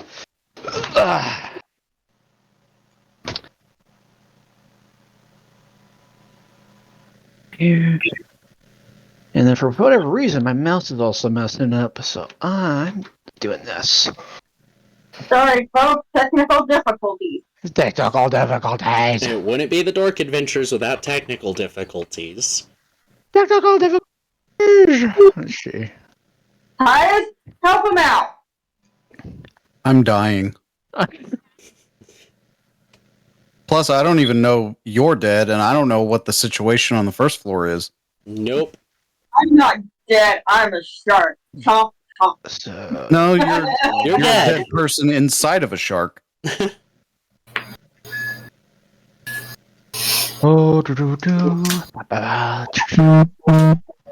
so we're gonna have 14 plus 11 for Plus 25. Plus 11. Did I do that right? Did I do And that so you wrong? got a +3 weapon, +3 proficiencies, +6, and then you have a +5 in the modifier. So yes, +11 was correct. Haha! I So, can math. with a 15, you'll go ahead and hit all of them for 1d6 damage. Okay, fine. 1d6 plus modifier +3, I should say. For your normal damage of 1. weapon. You're a jerk. That should be +9, I think. Am I mathing that right? Modifier +5 and +3, so +8 for damage. Okay. I was 1 off. So 12 total. Finally, the ones on the first floor have been hit.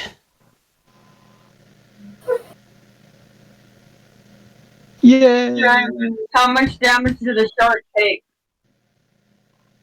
12. Which, Twilight, being in the body of the shark, you realize that for as solid of a hit as that was, didn't really hurt much. Nugget, you gotta save me. I'm getting bombed. The sharks, other than, a bit of a slash on their snoots, looking pretty okay. On the other hand, all 6 of the sahuagin just kind of collapse on themselves. I'm gonna cast shield as a reaction and then end my turn. Probably should wait until they attack you at least, just in case you don't need to. Okay, let's do that then. Pius, your turn. I'm swinging. Actually, first I'm going to cast Healing Word on myself. Okay.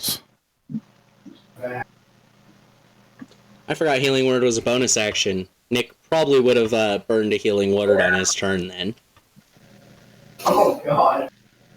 I don't know if he burned the spell slot. You still got 9 hit points back for that Healing Word, though. Thank God for good modifiers. Nick's next I mean, it's not turn gonna make will a not difference, forget but- the bonus word action Healing Word exists, though. Yep. And then Okay. I'm going to swing at the closest sahuagin. Okay. Fuck me. How do I use 13 hits. Okay. other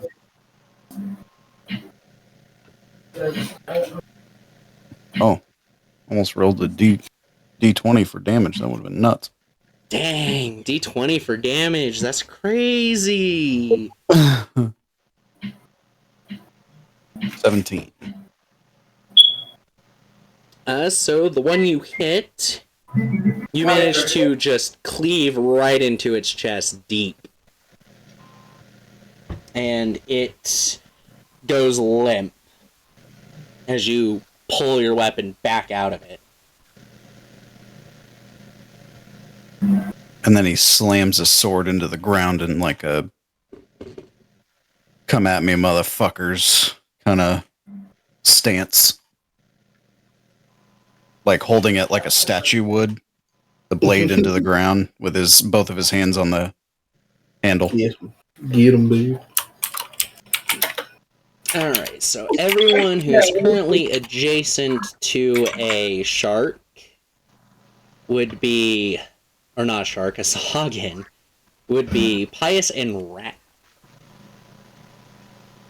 The two of you have an opportunity attack if you so wish to take it, as the remaining 6 sahuagin start trying to make it down to the large door to the south.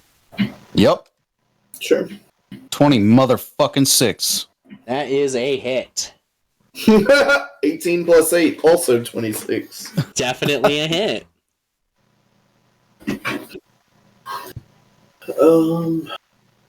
And this one that I'm swinging at hasn't been hit yet, correct? It has been hit. It has been hit? Yes, it has. I got a 16 on that damage. As you cleave the legs off of that one as it tries to run away. How about Rat? I'll make this with the thunder application on the staff, so that is only 7 points of bludgeoning damage, but I need a constitution saving throw, please. We will skip that, seeing as the one you hit only had 7 hit points left. Oh, okay. So Perfect. you managed to crack it across the back of its head, and it kind of tumbles forward through the water as it goes limp. Alright. The rest of them get up to the door and collectively are trying to push it open, but the door is heavier than they can manage at the moment. Good. Yeah, And then back on... Yes? I have a question. With my character, don't I have like 3 chances to actually redeem myself to see if I was dead? Don't I have like something like that? Normally you do have death saving throws. The reason that was skipped is because every time you get hit while you're in death saves is an automatic failure, and you got hit 6 times by attacks that were critical hits and counted for 2. So you got 12 failed death saves all at once. Okay, that's what I was curious about. Yeah, you turned into Swiss cheese very quickly. Alright. Unfortunately. Well, I turned into fish food.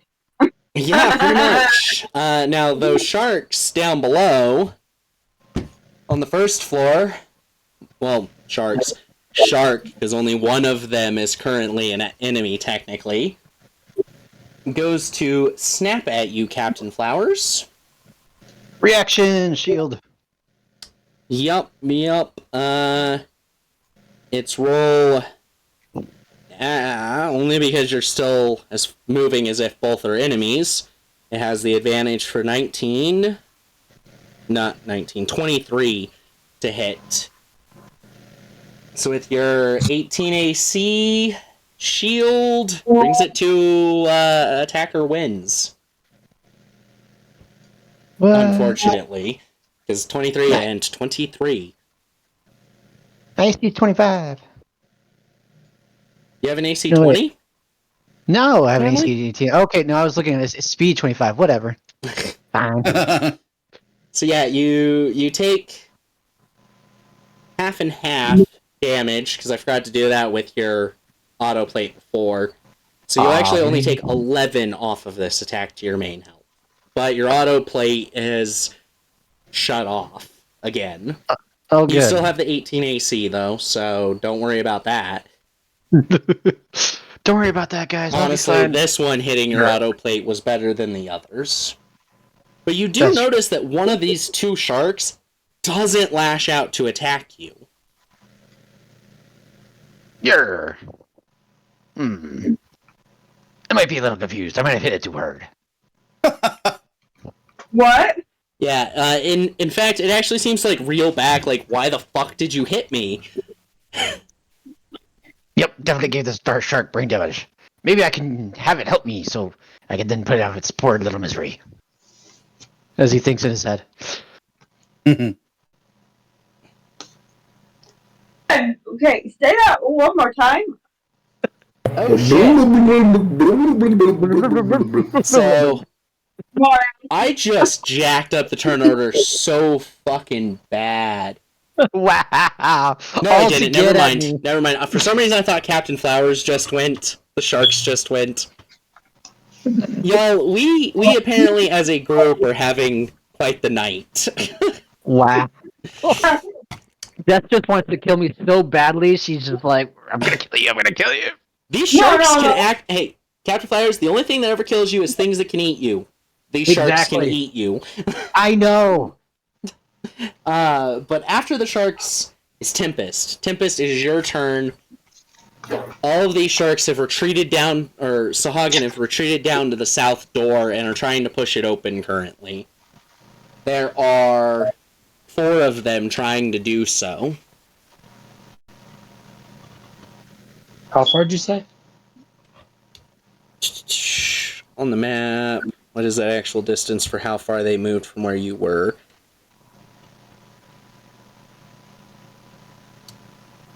They would be 20 feet away from you, which is your... half your speed, because you have Boots of Speed active. Yep. So I'm gonna go at them with a full swing. That it doesn't matter. I'm gonna hit the door behind it. I'm guaranteed to hit one of them. You're going for a wide swing. Okay. Go ahead and roll that to hit then. What? I am doing it. What? I keep bugging is a hit. Go ahead and roll your damage.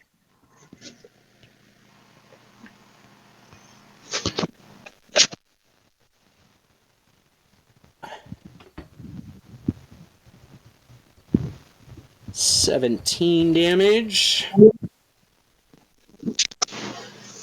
With a bad roll because I freaking caps locked all of a sudden. Wow. They all failed their save.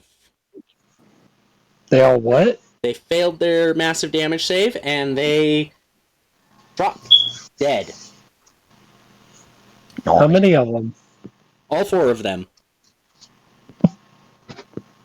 So I'm going to turn back to everyone and have the biggest smile on my face. Now, you do notice you made a little bit of noise, though, as the scythe did catch the door slightly, but not all that loud. It was more like a quiet.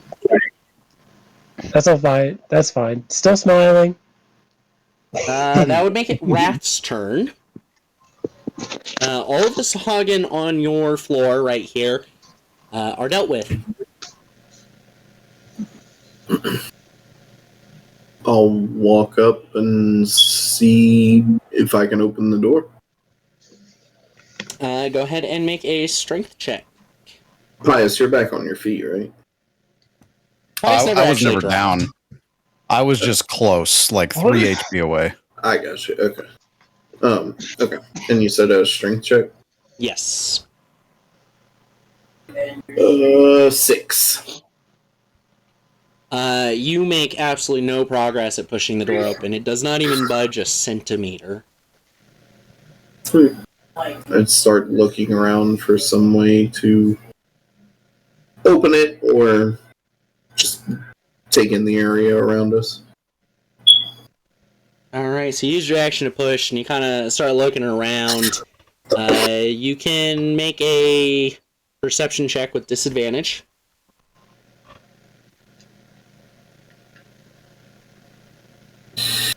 14. 14. So as you're scanning around, you don't notice any type of like lever, button. You don't see a keyhole on the door either. You don't even see the handholds or anything. So between them trying to push it and that, you're pretty sure it does open inward into the next room. Okay. That's my turn. With it being Nick's turn, how about we go ahead and double check if Nick has a powerful potion.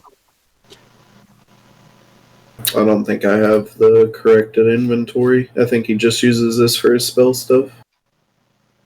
As far as I know, he uses D&D Beyond for his primarily for his character sheet. Rollgate's a backup, I believe. If that's the case, then he does not have a potion. Nope, it does not look like it.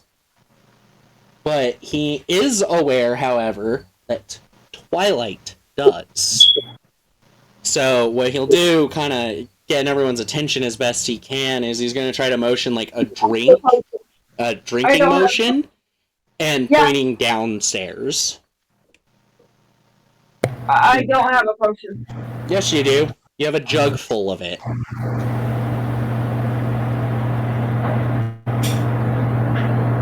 Because you picked that up at the Dryad Pond. You filled a jug with water, which is a potion. I thought it was creamer.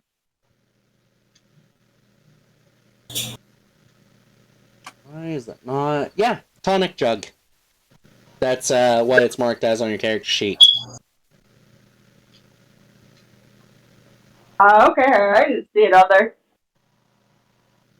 Yeah, but Nick's gonna try to motion for that to see what everyone thinks about trying to head down to regroup, get the potion. What does the potion do? Potions heal you. They heal living creatures. Let me correct that. Oh, okay, that's what I was thinking. But that does take it back to the top of the turn order. Twilight, you have possessed a shark. All that is left down there is Captain Flowers, you, and this other shark, which you could easily maneuver to attack. I'm a shark. definitely attacking it. I'm gonna attack it. I'm gonna bite the hell out of it. All right. Go ahead and 1d20 plus 9.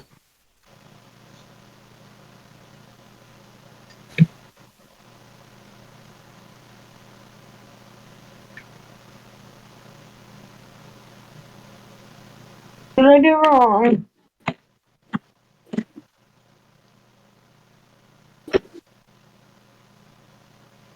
That's a hit, and the damage you roll for this is 3d10 plus 6. 3D.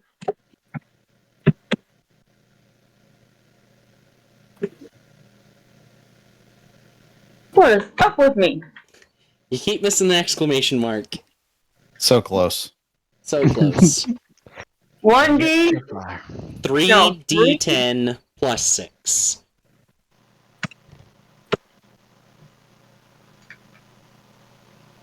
$16 damage. Less than average. Is that bad? You hit it for damage, so that's good, period. But less than average is less than average. You had an equal chance of rolling high, and you didn't, basically. But that is your only attack on that, and Captain Flowers, it is now your turn, as you see one shark attack the other. I definitely brain damage. I better put it out of its misery before it starts to eat me. Are you going to go for the one that got attacked, or the one that is attacking? The one that got attacked. Okay. My Roll that God. to hit.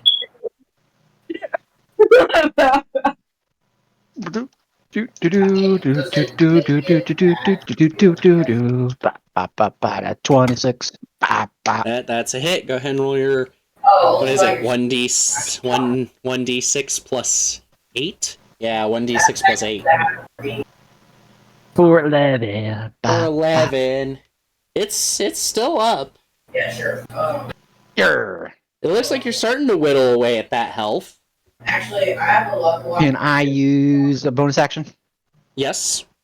for my other X? Yep, go ahead. Roll that to hit. 16.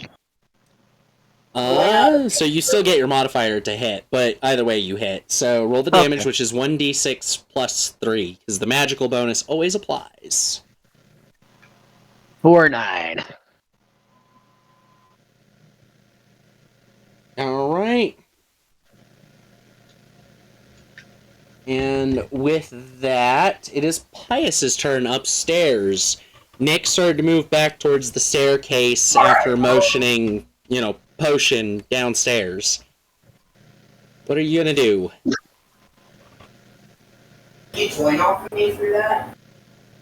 Hmm. Come on. The southern door is where the sahuagin tried to escape, right? Yes, they tried to escape through the southern door. Would I be able to get there without dashing? I think you would have to dash to make it all the way. Let me double check.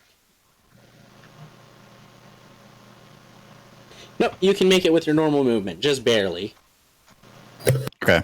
I'm going to try and open the door. Alright, that's a strength check. Dun, dun, dun, dun, dun.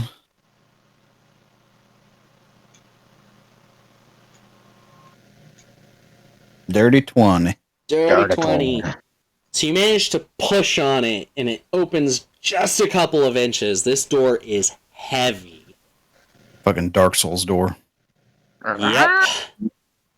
And you figure if you weren't underwater, you probably would have gotten it open enough to slip through a bit. Can I see anything on the other side? Unfortunately, it's not quite open enough to see through. Okay. Then I will chill. Actually, I'll cast another healing word on myself. Alright. Got to mark that first one off. I don't have many spell slots left.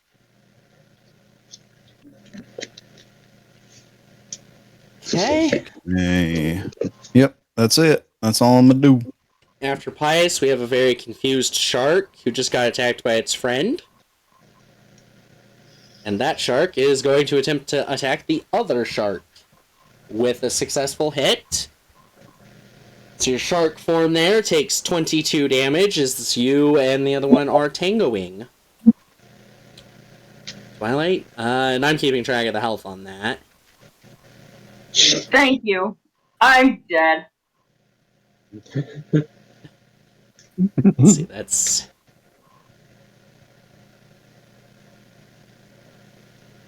So surprisingly, even with that massive, powerful bite, like, you still don't feel like you're too bad. Like, it hurts, but you're pretty sure that if you got this bite, like, clamped on your arm directly, like, you would have lost your arm. But it doesn't seem to affect the shark body quite the same as it does you. Do I get an opportunity attack? Nope. But, Pius, Wrath, as you're standing at the door kind of started to crack open a little bit, you do notice some shadows moving on the other side, coming underneath the door.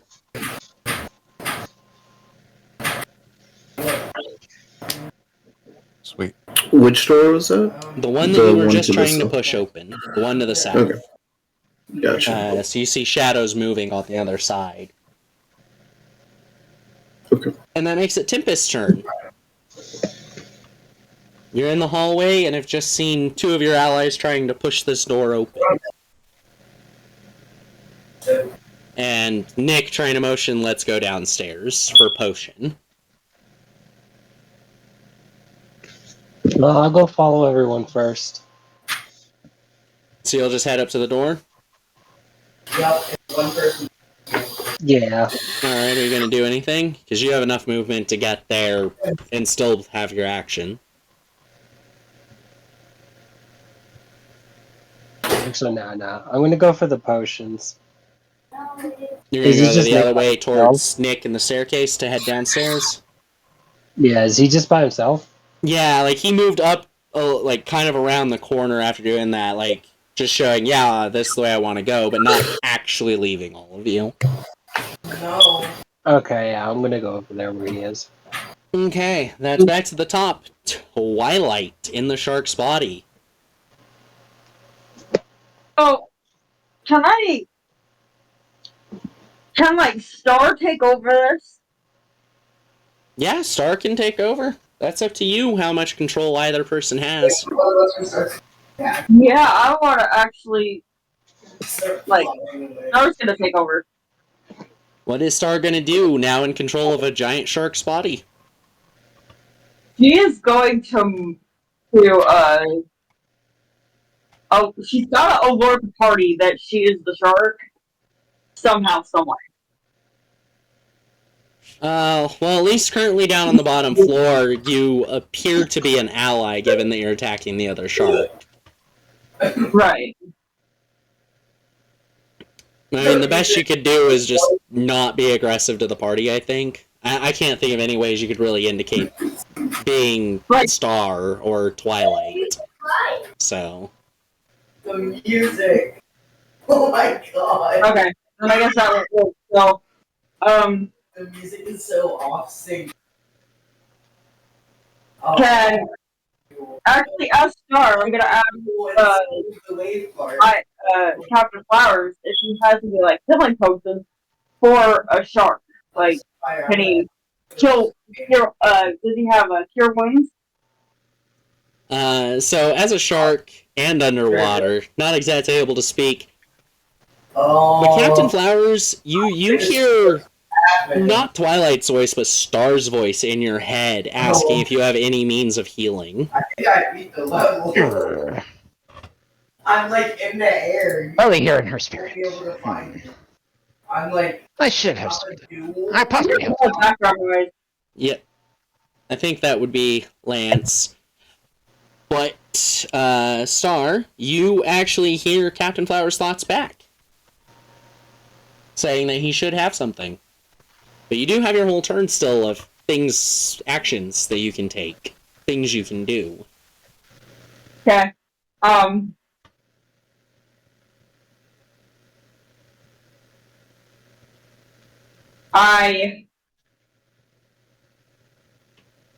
How much health do I have? You're Better than half? Okay. I'm gonna try to bite the shark again. Okay. 1d20 plus 9.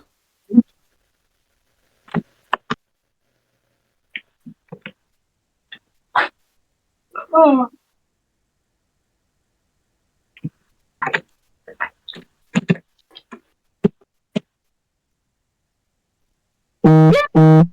Warning! That's a hit. Go ahead and roll the 3d10 plus 6.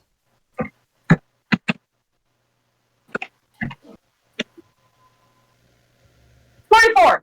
24, that's some good damage. It's great, right? It is still up, but it is looking real bad, bleeding out of multiple bite wounds and all that fun jazz. Captain Flowers, your turn. Grr. Might as well make this quick.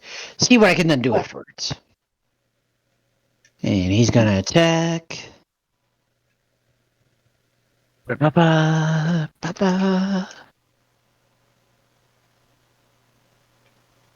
I want plus, not underscore. Okay, that's 13. Aggressor wins. Against the shark. Yeah. Captain Flowers had to nat 1 to miss. Yay! I didn't whiff that badly. Alright, so that's gonna be 9. 9. Okay, so your second attack is a miss, but you still get the 1d6 plus 8 for damage. Alright. Oh, I did 1d20. Okay. No, wait, I did 1d20. Hold on, that doesn't count. Wait. Yeah, your second attack missed because you base it actually with no, it's a nat 1. That's why it's an automatic miss because it's a nat 1. And that's plus 8 because I'm supposed to do 1d6 plus 8, not 1d20 Yeah. plus 8. 1d6. Now it's the damage for 10. Yep. Good solid hit on it. But your second attack missed as you went in to swing on it.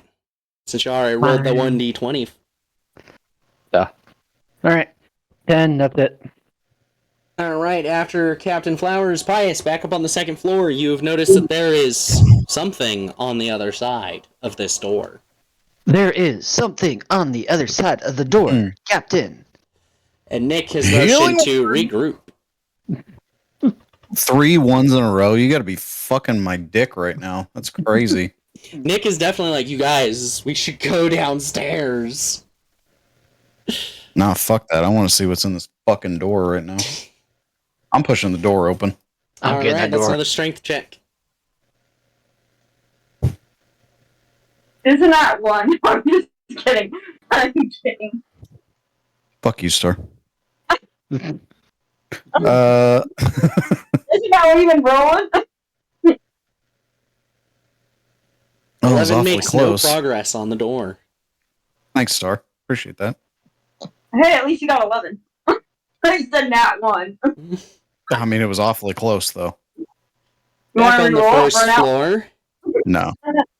Back on the first floor, the shark is attempting to attack Star again. For a critical hit.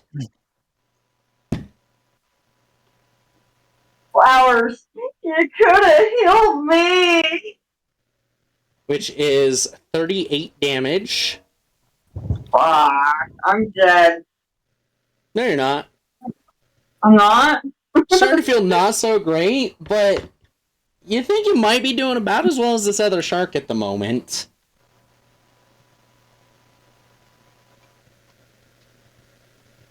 And then You kind of see the shadows upstairs at the door. They look almost like they move away from the door again. Tempest, your turn. You're standing up by that northern corner on the second floor near Nick at the moment. As you see Pius continuing to try opening the door. Okay. Pius is trying to open the door that we're standing at right now. Yeah, he's opening the one down to the south of that hallway, and you're up at the north of the hallway next to Nick, who's kind of just waiting to see what everyone's doing. I'm gonna dash at the door, feet first. All and I'm right. gonna communicate to everyone to move. So you all hear Tempest's voice in your head saying, "Move," as she blocks it with a dash action to the door. Go ahead and roll a strength check with advantage. Do I hear that too? No, just You're the ones dead. upstairs that she was paying attention to. So, Wrath and Pius. 1 second. Rollgate reloaded. What the fuck? Oh There we no! go. Okay, what am I rolling again with? Acrobatics? Strength. Strength. The strength. So you have 2d20 for advantage, and then plus your strength mod.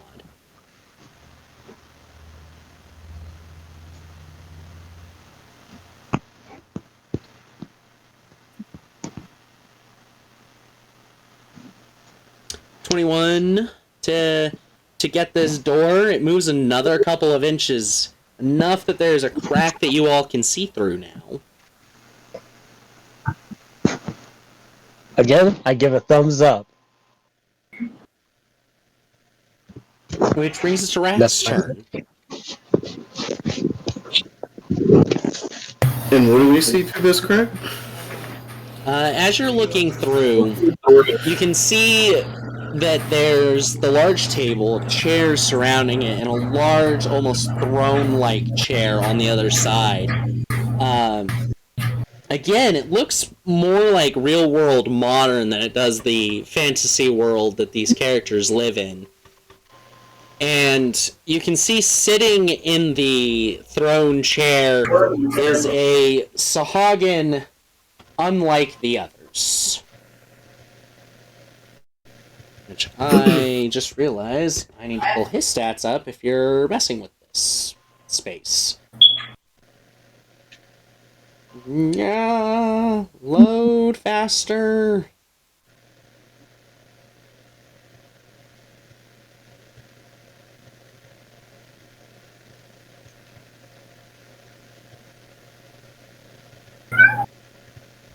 So slow to load.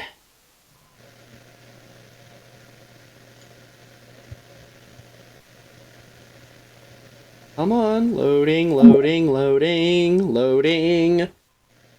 The sahuagin sitting in the chair appears to be wearing a set of full plate armor, a shield on his wrist, and instead of a trident like the rest of them have, he is holding a large blade, great sword in his hand.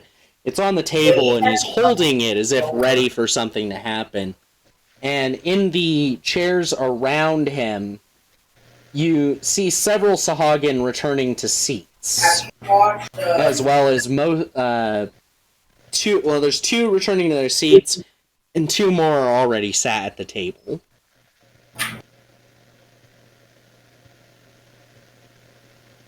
That's interesting. Think like Knights of the Round Table sort of setup. That's exactly what I was gonna say. Wrath looks up at the door.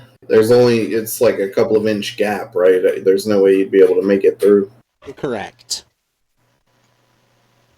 He'll reach up and kind of just put his hand and rub it across his chest. And Oh no, why is it not pulling it up? You see a small little amount of brown liquid come out as he rubs a bottle of alcohol a little bit open and casts False Life on himself at 3rd level. Alright. That is 16 temp HP. Heck yeah. And he'll wait for the door to open one way or another.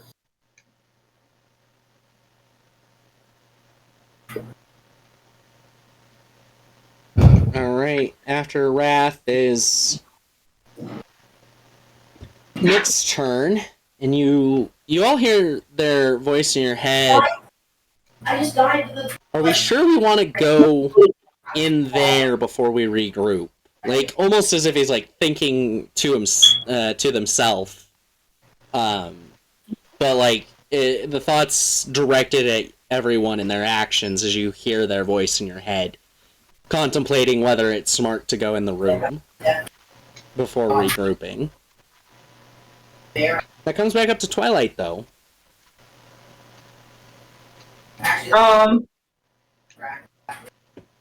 I'm gonna take another bite out of the damn shark. That's all I can do at this point. Roll that d20 plus 9. Although I think I should turn on Captain Flowers for not healing my ass. I mean, it's not really yours, it's a shark's. Yeah.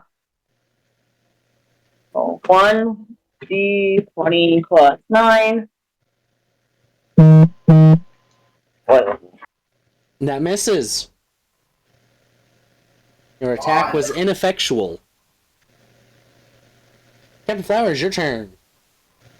Okay, we're gonna try this again.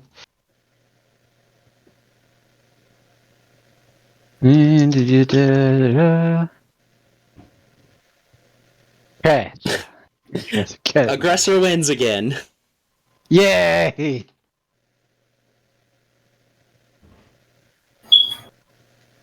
We suck. Okay, 10 damage. 10 damage, solid hit. Alright. And then tries again. Yeah. For 14, okay, that's better. A natural 3 this time. Yay! The dice do not want you to go in head first. Rolled the wrong die, though. D6. Rolled the wrong. Yes.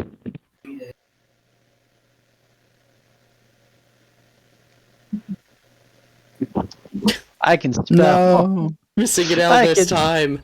You took the damn. L. You took the L. Guys, I took the L. For 4 damage. It's still 4, Jesus. All right, it is still going. It is still going. Which takes it to Pius's turn. Aye, blazing.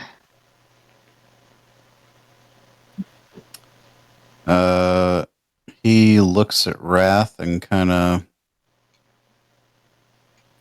balances out his hand like, what do you think? You do hear Pius's voice in your head. What do you think? There seems to be some form of telepathy that is formed. As it's happened a couple of times. Wrath replies, I think they know we're out here, and that poses a problem of backing up without watching this. But if we can end this whole castle's worth of conflict now, I don't know. They're going to sit down as if they're comfortable with us being here. Maybe this is... I don't know. I don't know what to think about this. Bro, that hard. I died that hard. Pius nods and tries to open the door again. Okay, strength check. Yeah, when you get to the other side of that.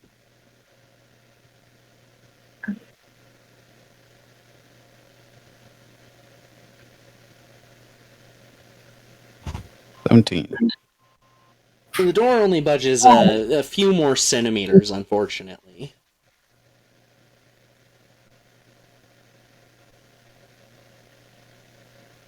Okay. Back down to the first floor,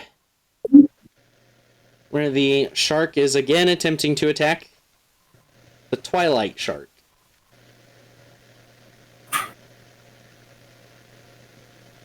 It's a hit for another 22 damage.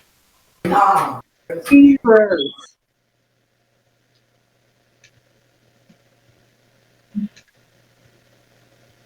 And that brings us to Tempest's turn. No, how did I die there? I'm just gonna stand by and watch as he tries to open the door again. Okay. Wrath, your turn. Would it be an action for me to give Pius a potion? We'll just switch to the 2024 rules. It's a bonus action for potions. Okay. Yeah, Wrath will produce. Oh, hold on, I need to make sure I have it. I think I had 3 of them. Yeah, one of his refined tonics and hand it over to Pius. So you can just apply it to him. Okay. You can just use it in full.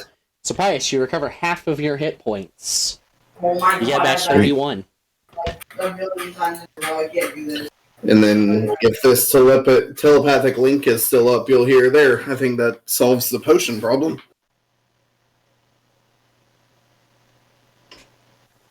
Nick And- nods.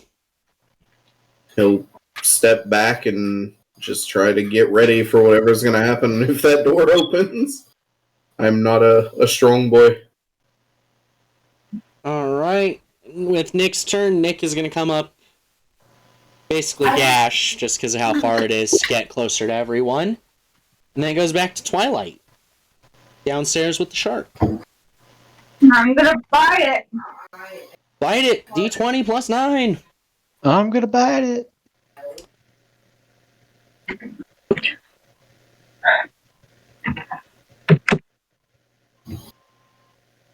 No. No.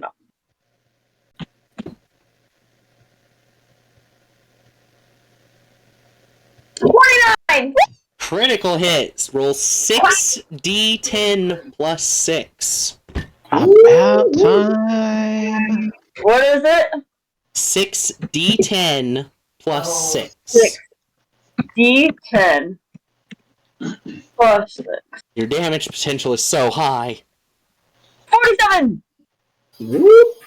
As you tear into it, taking out a chunk of its flesh, Oh, fuck it yeah. falls unconscious. So we will exit the turn order for the moment. I'm not done. And Captain Flowers, you have dead ally you can see on the floor across from you. Now that that's done, and I keep an eye on the shark as it's munching on the other shark. I'm gonna pull out my last. What is it? My Phoenix. Phoenix Don't down. you dare. Phoenix tier. Phoenix tier, and use it on her. Alright. Twilight, you feel your soul just ripped out of the shark's body and thrown, almost as if like a giant had picked you up and thrown you across the room. As you slam back into your body, just aching all over. You motherfucker! Well, here's. Pretty much. I'm like jumping on the steep floor, like just like pouting like a little kid, like. Alright, Twilight, you're back at 12 hit points. I Two of probably you should have let you die. downstairs. What are you gonna do after having just narrowly survived this attack down here? Can I do cure wounds on myself? Absolutely, you can go ahead and burn a first level spell slot, or second, or I think you even have a third. Third. Right? We've reached third level spell slots with 5th level? Yeah. Okay. Mhm. So 3d8 plus your modifier 5. Oh, I'll cast Cure Wounds on her as well. Okay? What is it? It's gonna be 3d8 plus 5. 3d8 plus 5. Cast that as And what? I can cast that at second level, right? Yes, Yeah, I you can do that. That's gonna be 2d8 plus 3. Yep. 2d8 plus 3. Or 8. Wait. Yeah. No. Yeah. Nice healing. Well, Twilight's rolling a couple of ones. But 28 hit points total revived brings Twilight up to 40 hit points. Oh, really? Mostly healed. How did that work? You healed yourself by 10, and Captain Flowers healed you by 18 for 28, and the revival potion brought you back at 12.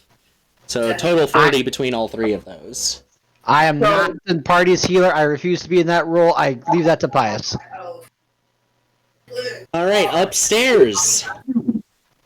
All of you are standing at this door. Pius is clearly having difficulty opening it by himself. I cannot cast any more spells. I'm gonna knock on the door. You're gonna knock on the door. Yeah, I'm gonna knock on it too. You're downstairs, No. you can't do that. Oh.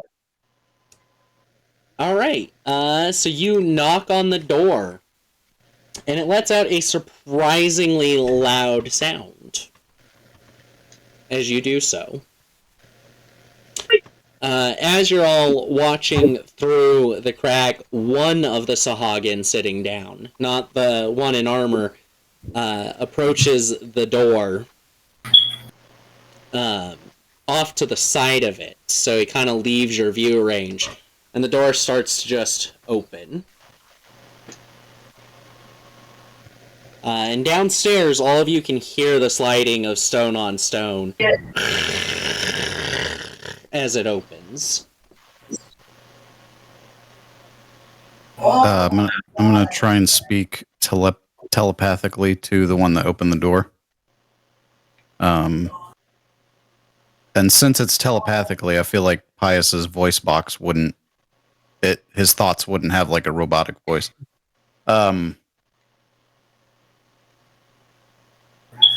I would really appreciate it if you would kindly explain why your children have attacked us on the mainland.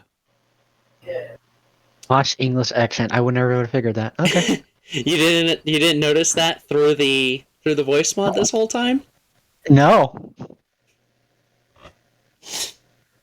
All right, so Yeah, but I didn't want to say anything because yeah, so I thought it was just Pius having kind of a mental breakdown. so you kind of telepathically send this into the room, and the sahuagin at the head of the table verbally responds out loud. You're invaders in my castle, and you wonder why my guards attacked you? You entered unannounced. You threw You have yourselves entered at our our land. door. Unannounced. Explain that.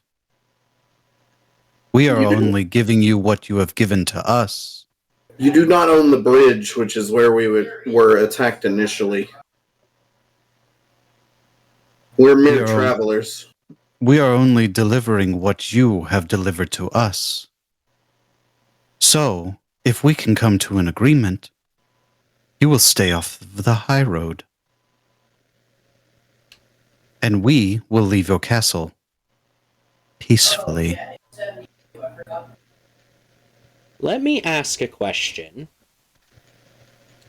The answer is My no. men were there because of the trolls. A deal we had already made with them. What did you do to the trolls? The trolls were tolling a road that they also did not own. They attacked us. When they didn't get what they want, they threw a fit. We ended it. It was self-defense. Unsurprising of the trolls. Far more barbaric than I would like. But there's an argument to be made that it is their road. That road has been abandoned. they have taken hold of the land. So I am willing, because of the oddity of the situation, to have a meeting with all of you. Please enter the room. Gladly. Wrath moves forward. Yep. Okay. I do that too. Nick follows, not too far behind. How about Tempest? Okay. I'm just staring. Well, they said all of us, Everyone. right? I'm staring at him. Yeah. Yes. And those of you downstairs couldn't actually hear the conversation. Right. But you are downstairs. You've heard what's very clearly a large door upstairs opening. So what are the two of you downstairs doing? Oh, I'm not going up there. Hell no! You're not going up there, Captain Flowers? How about you? There is still a shark in this room, but it seems to have stopped being aggressive. I'm gonna go talk to the shark. I'm gonna go make buddies with it. We're gonna be friends. Okay, so I have dead things I can chop up for use later. I'm gonna work on that. Alright, you're gonna start join, desecrating Taylor. corpses. Gotcha. Why are you surprised by this? They are monsters. I'm going to eat them. We're at 2.5 hours. Let's go ahead and take a break before we actually get into the non-combat encounter of this dungeon. So we will be back at about, what is that, 52 to 57 after? Break time.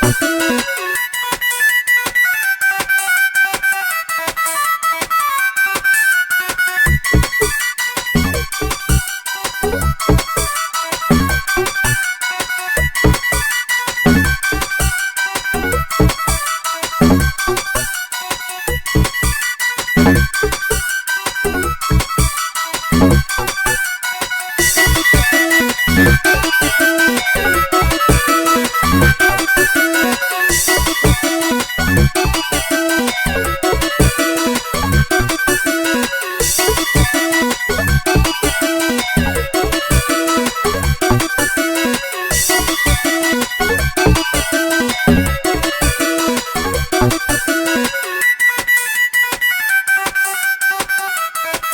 had the technology?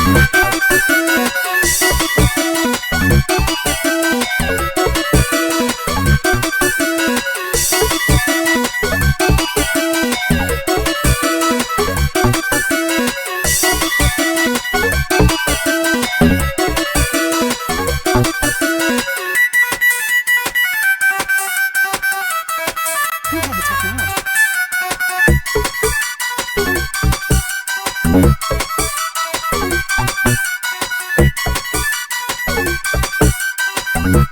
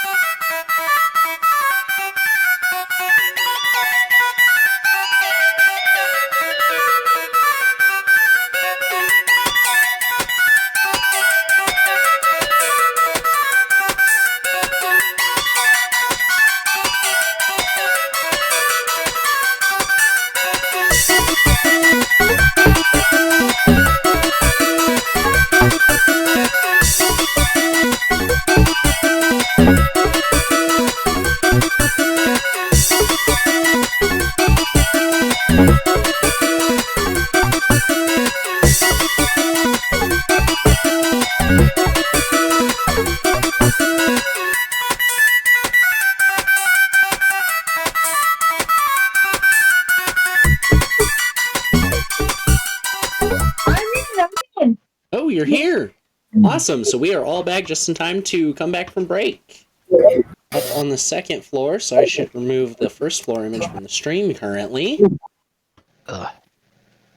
And on the first floor, go ahead and give me a survival check, Captain Flowers, for trying to collect the meat. As I presume, Twilight, you're just beating on the corpses then? No, I'm talking to Shark.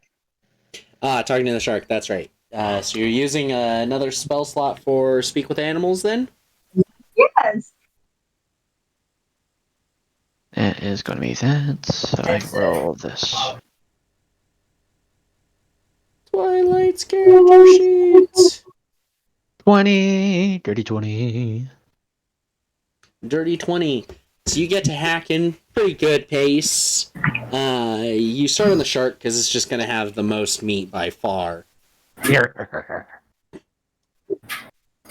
Oh, yeah. Do. Yeah. Do. Twilight uses up a first Oh, level no. spell slot. And what are you trying to say to this shark as you begin to speak with it? Which one are they? Well, first off, I want to cast animal friendship. Alrighty, thank you. Animal friendship. I'll come grab them in a moment. Alright, thanks. For 4 hours, no concentration. Okay. So yeah, you'll be able to cast that as well. So you notice it kind of start to loosen up, no longer bearing its fangs at you. What do you say, though?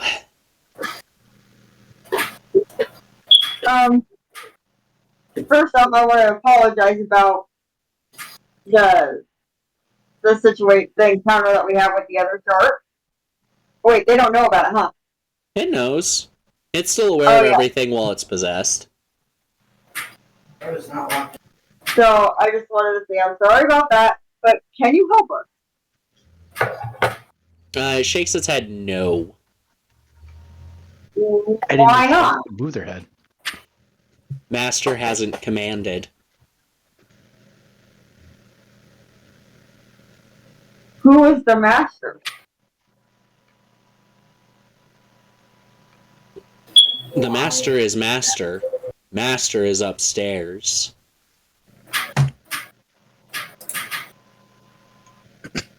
Can we make friends? Can we be friends? Like, you know, I don't hurt you, you don't hurt me. Can we have like some sort of agreement here? You can tell it's not too keen on the idea still.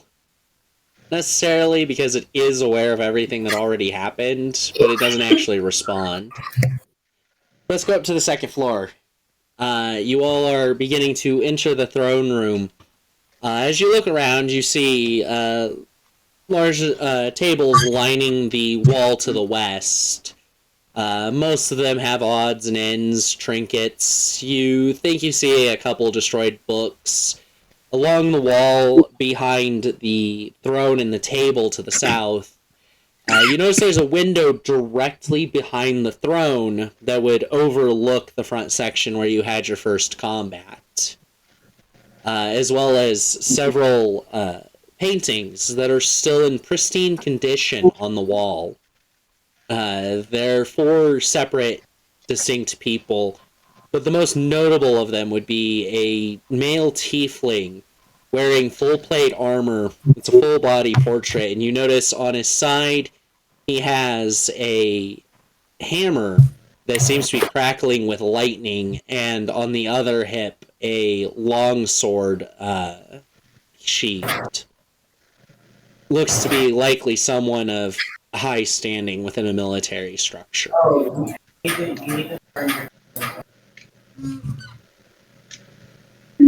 The sahuagin that opened the door is also returning to his seat. So you said there's enough seats for us to sit down? Oh, more than enough. Okay. Yeah, I'm gonna. How many are sit around down. there? 1, 2, 3, 4, 5, 6, 7, 8. There's 16, 12 unoccupied seats. Perfect. I'm gonna sit down. Okay. At the one closest to the door. All right. Wrath? Sit next to Pius. All right. Nick is going to sit. So you guys kind of sat with the 2 chairs on the west side of the table up there on the northern portion of the table. Nick is going to sit in the first seat on the east side up there at the north of the table. Tempest? I'm gonna do snack bag thing. Your description would be better. Since we already talked about it. Yes. Some of you noticed her kind of just burst into petals and just right up to the sahuagin at the head of the table. And he reflexively responds and lifts his blade up towards her, stopping shy of actually making contact. Only by mere centimeters, though, to her throat. And Tempest kind of holds out the snack bag open. You gotta roleplay the conversation portion, though, Tempest. Okay, fair enough. Before we start, take a snack. You first, before everyone else. I'm all happy about it too. He kind of cocks an eye and turns, blade still at your throat, and reaches into the bag. You all kind of see him pull out a full steamed trout. Like, it's not scaled, it's not gutted or anything. It's just a full trout that's been steamed. His eyes kind of widen in surprise, though. To which he nods and thanks you for the gesture, and then asks you to take a seat. I'm eating a big cookie. Where do you sit? Closest open seat next to where they sat. Alright. So you're back up there, kind of on the north side, sitting directly next to Nick, then. And the sahuagin at the head of the table starts by saying, this land, this road, have been unclaimed for numerous years. It should be expected that those of us who do remain on the mountain would claim the land back from humans. So I think it's fair to say that bridge is the troll's territory, but their actions are not inherently justified. That would be fair. Had any of this been spoken about beyond trying to claim a toll from us, as we are here to reclaim this road for the humans that you seem to not care for. So, your kind does seem to consider the world theirs and no others. But this world is home to many species, such as our own. And yet you own the water, do you not? We own this castle, so of course we want to protect the land around it. That's why we made a deal with the trolls. It is why we do what we do. We claim the road so that we may protect the world around it. So we are not so different. I can see that. Humans tend to be more aggressive than you. They attack on sight. So of course, our kind would return such endeavors. But you chose to spoke as you entered my throne room. It is the only reason that I am granting this audience. You are kinder than most. We are grateful. But it seems a deal must be made. Yes, we will not give up our small territory here. But clearly, we have to know that there will be safety if the humans are going to reclaim the road. We will do everything in our power to make sure that neither side suffers losses again. So you must hold some standing within your own governments, then. To an extent. Enough of it.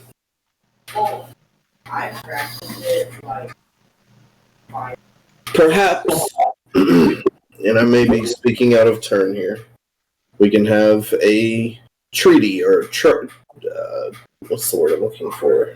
Truce? Treatise written up, claiming this water area up to the bridge, not considering the bridge, your land, and any trespassers are essentially under your law at that point. That doesn't obviously warrant unnecessarily attacking anyone who invades, but maybe a warning. If they continue beyond that, then you do as you must to protect your kingdom.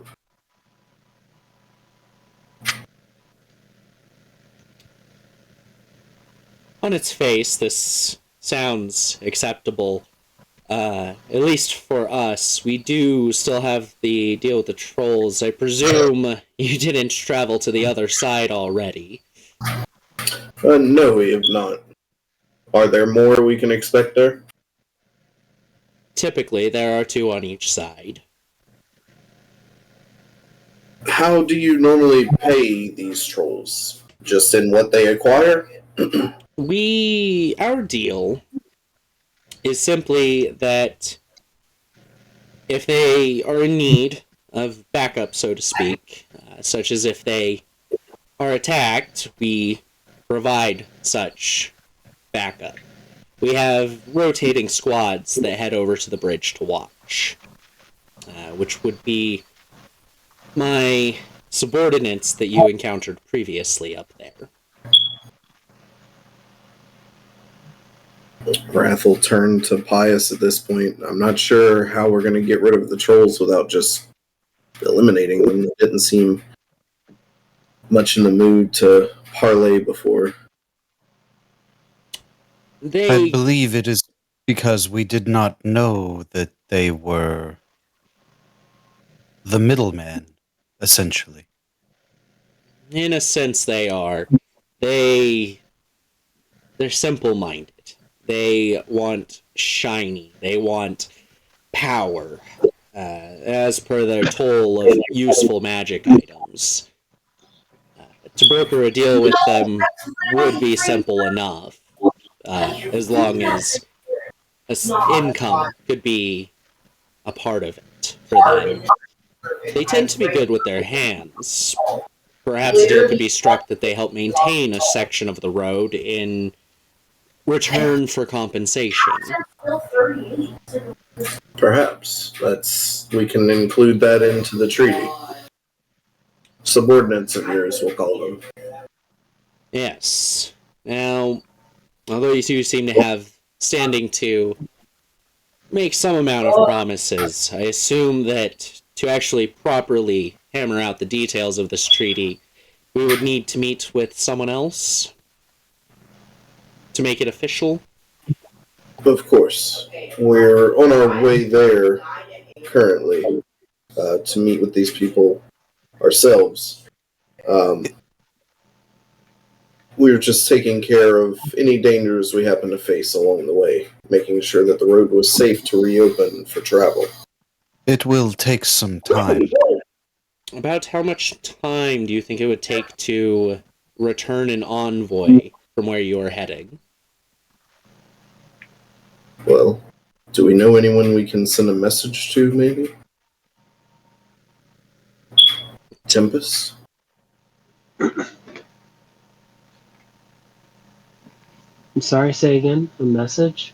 Do we know anyone we could get a message to get this written up and on its way back here fairly quickly? So Tempest, you're aware that you are currently the messenger for the Kindhurst. So yeah, I'm kind of the quickest they got. Well, we're really not sure then at this point how much longer it will take us to get there, depending on what's on the road, of course. Do you believe that an envoy could return within a year? I believe so. Yes. Well, in the meantime, we would need collateral, so to speak. Something to show your dedication to this situation and to our treaty. Mostly to keep the trolls from getting out of line. Is gold along your fancy? It is along theirs. When we occupied this castle, it suddenly appeared. We don't know where it came from. It simply came down here, and we, of course, have laid claim to it. We have mountains of gold if we were ever to strike up trade with your kind. Understandable. Do you have anything in mind?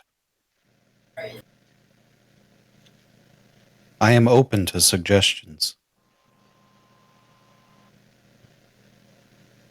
We have a prisoner in the tallest tower. They appeared at the same time as the castle. They are a threat to us, and likely a threat to you if they were to become your enemy. If you can bring them to terms with the situation, make peace between our kind and theirs, act as our envoy, so that we can release them safely, I would consider that payment enough. Very well. Would you care to show me us to this prisoner? He motions to one of the guards at the table, and you do notice that at this time there also seem to be several sahuagin and a couple of the giant sharks entering the room as well. He clearly called for backup at some point in case things got dicey for him. But he does motion to one, who then motions to the rest of you to follow. We will return to the first floor now. Captain Flowers, you've collected somewhere around 10 pounds of shark meat over a handful of minutes, and Twilight, you've tried talking to this shark, getting it to kind of more come around to your side. It seems fairly against the idea. It is very devoted to the individual it calls master. And around this time now, you also notice there are another group of sahuagin and two sharks coming from the east side, the same path the other ones came in originally. They had apparently been further in, and they've made their way to this area as they enter the large hall that you stand in. So I noticed that so what do I notice again? 6 sahuagin and 2 giant sharks are entering the large area from the east hallway again now. And their weapons are drawn, but they don't seem to be trying to attack. I am the shark. What's going on? Master has requested, more like demanded. I'm speaking in the wrong voice.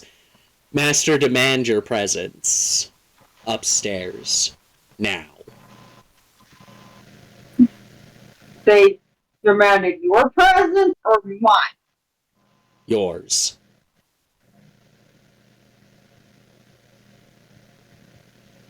I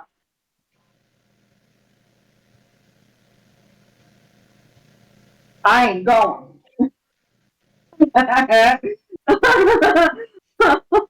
How about you, Captain Flowers, as you see another group of these sahuagin and giant sharks entering the room, the ones that already killed Twilight once.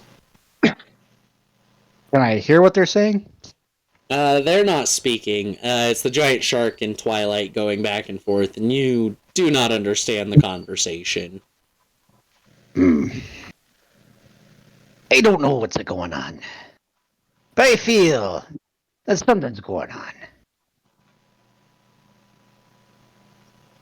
Twilight, what's going on? The shark is telling us that we have been called upstairs for a meeting? A meeting. You do see the shark nod its head.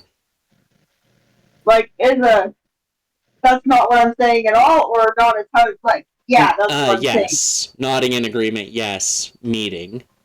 Upstairs.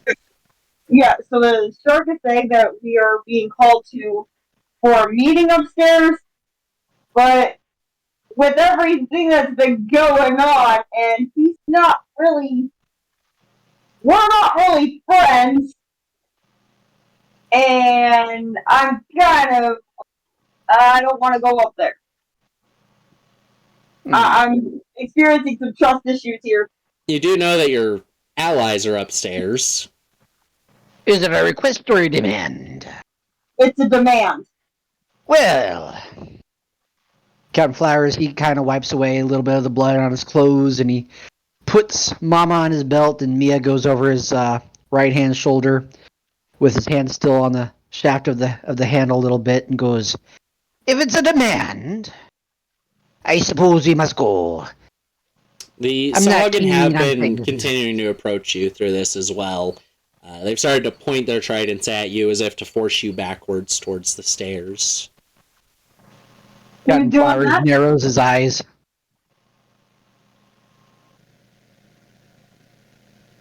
What was that, doing Twilight? Who's pointing their staff at? The sahuagin that have come around the corner. They're clearly trying to force you back towards the stairs. Again, demanding that you go upstairs. You can work with me or work against me. And as you can see, working against me ain't so kind, laddies. I agree. She don't count. They don't seem to necessarily understand you as they continue to kind of work towards prodding you. One of them pointing at you and then pointing upstairs. Captain Flowers points at the dead bodies he just got stunned and points at himself and then points at them for intimidation. It doesn't necessarily seem to have any type of impact that would make them back off. But one of them puts their fingers in their mouth and lets out a high-pitched and very loud whistle. As if to call something else. I asked the shark, what's going on? Why did they do that? Master demand upstairs, now.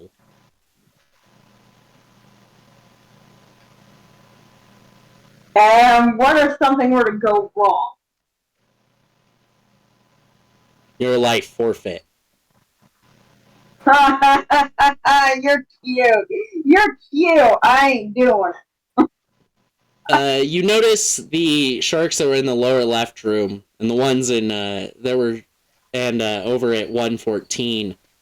They start to come across the corner, and there are now 6 giant sharks alongside these 6 sahuagin.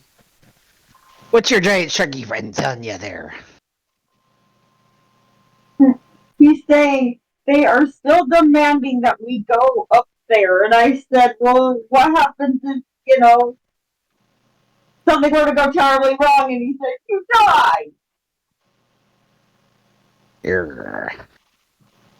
They're fairly clearly not going to attack you if you just go upstairs. An amazingly simple thing. It's an amazing little thing.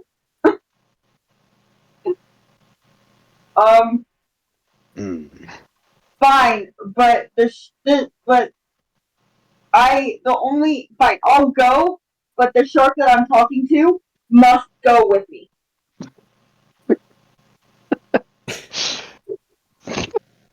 Again, they don't seem to understand you, other than the shark itself. Right. All go upstairs. We all. Yes. It wasn't a question, it said it as a statement. We all go upstairs. Fine.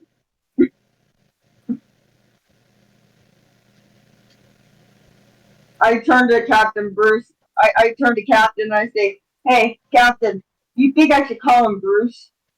Captain Bruce, the second captain. The second captain. Not the third captain, the second captain. No. I tell Captain Flowers, do you think we should name the shark Bruce? You name him the shark. They're demanding we go upstairs. I'm feeling a bit surrounded. I suppose we go. I'm gonna call him Bruce. Come on, have Bruce show us the way. Alright, so you all kind of head upstairs, and you come into the hallway, and Bruce is leading, basically making sure you go the right direction.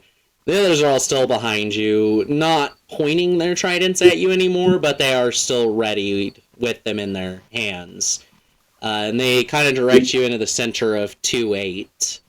About the same time, the rest of our party is being led by another sahuagin through 2-8. So everyone meets up again.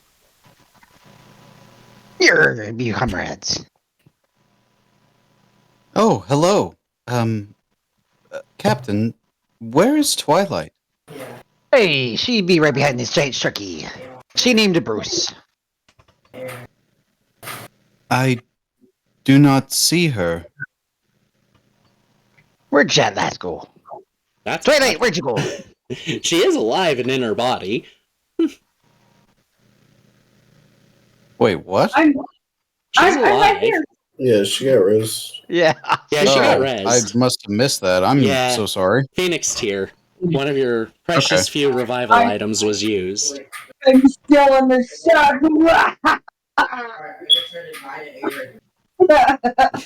Paris' sensors must have been acting up for a moment. Yeah. Thought she was another sahuagin. About to have PTSD. It would have been cool though. I would have thought of that. All right. Let us go. So they lead you down the hallway to the left. Oh, really? Oh, sorry. Ow. And they lead you down the hallway to the left, and you get to the intersection there. And you can see down both hallways, and you can see that if you went further west, there are 2 more doors leading into those 2 rooms. But they lead you north up the corridor to, what did I label that one? The upper leftmost room, T01. And they start to lead you up the staircase, which I will now photo dump, basically.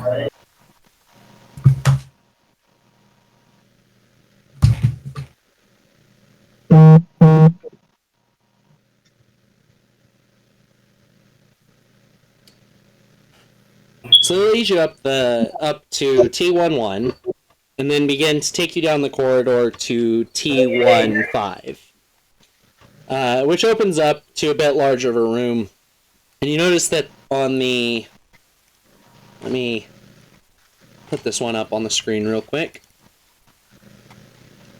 You notice that in T15 there, the blue lines there are barred cells. This appears to have been the dungeon. They had it on the 3rd floor. And there are quite a few human corpses in it. They look fairly old, a good maybe 100 years or so. They're torn apart, mostly skeleton at this point because of the water on top of everything. But they don't look like they really died in a struggle of any kind. More than likely, they were in the cells when the castle appeared. So what happened? As you're being led through to T15, which is floor 3, is where you want to look.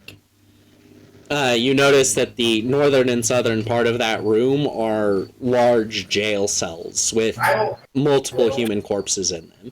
They look like they've just decayed over time. They weren't, like, attacked or anything. More than likely, they were in the castle when it appeared in the lake and drowned because they're underwater.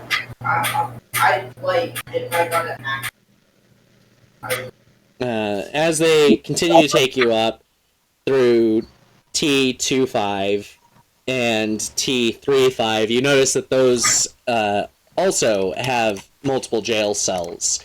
This was apparently just a prison tower in general. Of course, the ones on the upper couple of floors as you're passing through are broken down into more individual cells versus group cells. So what's our main goal here? What are we doing? She asks the party. They're taking us to a prisoner of theirs that we're supposed to convince not to harm them, essentially. Okay.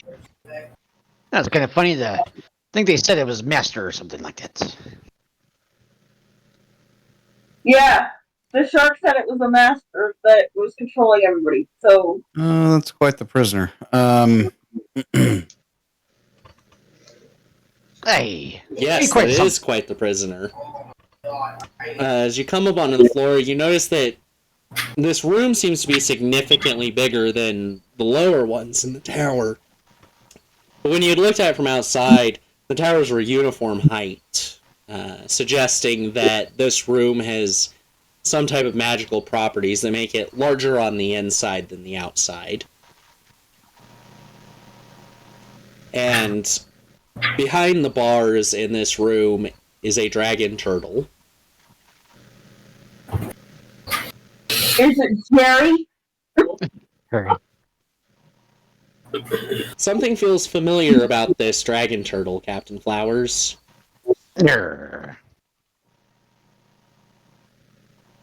Its head is currently turned away as it's laying down, and it doesn't react to all of you entering the room, though.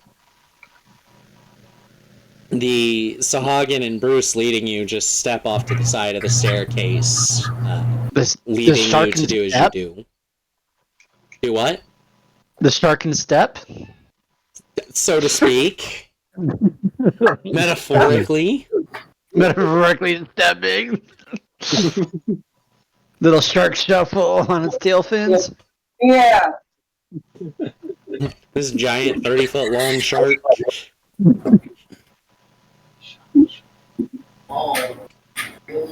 Yep, they stand there waiting for you to do as you're going to do with this prisoner. Alright, I'm gonna knock on the cell. How old does this thing look? Absolutely ancient. I'd be careful. Doesn't feel right. I'm gonna turn into something that can get me into the bars. The bars are about 5 feet apart from each other. You could literally just walk into the cell. I'm walking in. I call out from behind Pius in Draconic, "Hail, old one." So, Twilight, you go to step in, and the cell is big enough for it, but it comes close to hitting every side wall in here. So as Wrath calls out and it begins to turn its head slowly, adjusting its body, it knocks into you, Twilight, and pushes you to the side. Hey. Easy. We're here to help you.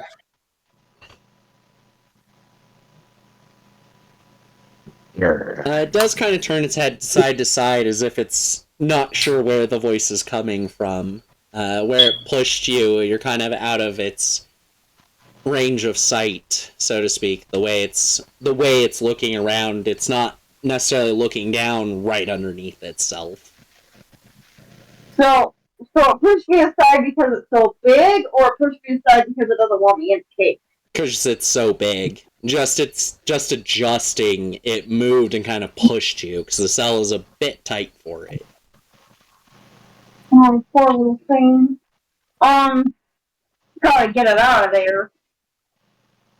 That is not the goal, Twilight. It could be. Oh, No. Yet to find out. We must first hear what it has to say. So, as you're saying this and it's kind of finished sweeping over everything, its eyes stop on Captain Flowers. Old friend, what are you doing here? I never thought I'd see you again. It is you. What you doing down here? I thought I'd try to kill you over in the icebergs. So, the dragon turtle was your friend and all that. Oh, that's right. Yep. Yeah, the dragon turtle was the friend. The kraken was the bad guy. Kraken was the bad guy. Yep, I got that confused. Hold on. Yep. Me old friend. What you be doing down here? I thought I lost you over in the ice caverns. I found myself in these strange waters, and the number of sahuagin were more than I could deal with. You? I suppose.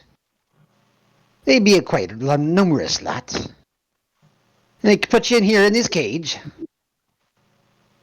I was having a bad day. These cells, they're reinforced.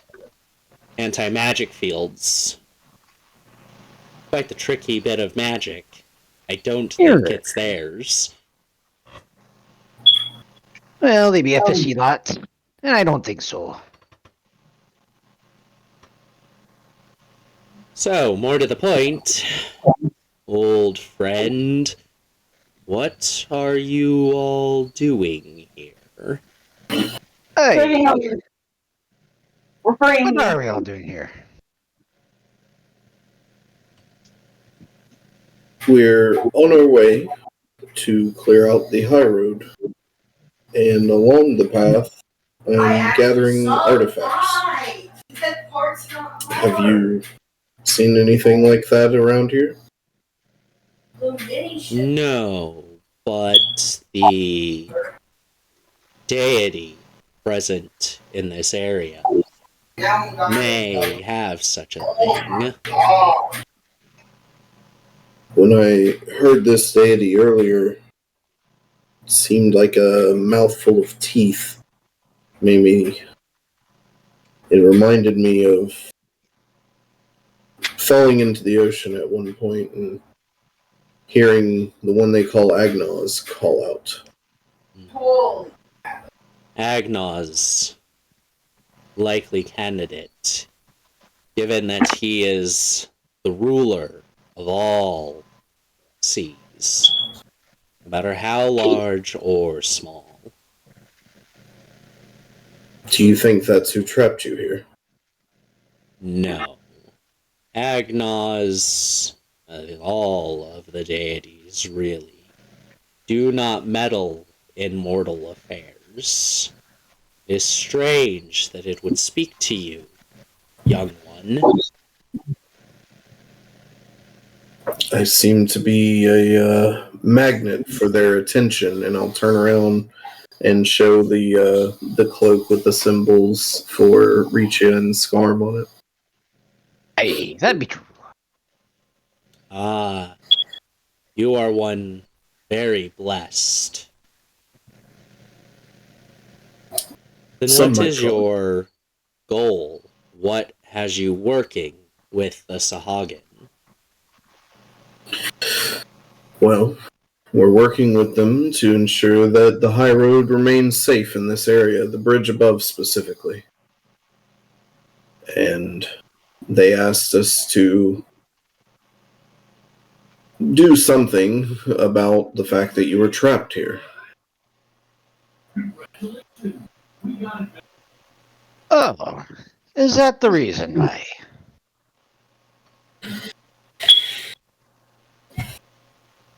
Yes, it is. So they couldn't handle this guy. So they Well, expect us to. I imagine it's pretty hard to get through these bars if our old friend here is incapable themselves. I can do it. You are also a halfling, Twilight.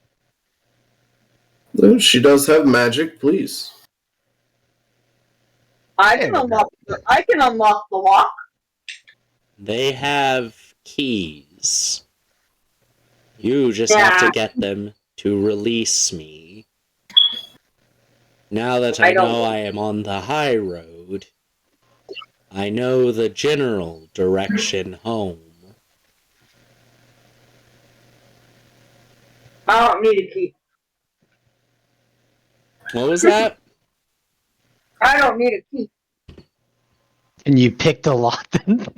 I can pick a lock. Oh, this is good. I'm going to turn into, let's see, how big's the lock? It's a fairly average sized padlock. But it's not locked. So I can just tug on the lock and it will break open? You can pull the padlock off. Okay. The door does not open, though. I didn't think it'd be that easy. Well.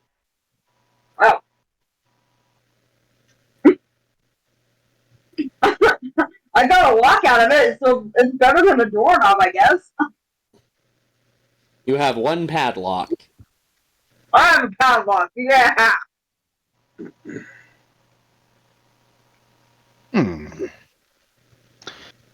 Captain Flyers is going to go up to basically the padlock and the metal and study it. I can heat metal! I can heat metal! That's probably not a good idea, considering that the dragon turtle is touching the metal. Hey, don't do that. Unless you want to have dragon turtle soup. Not really,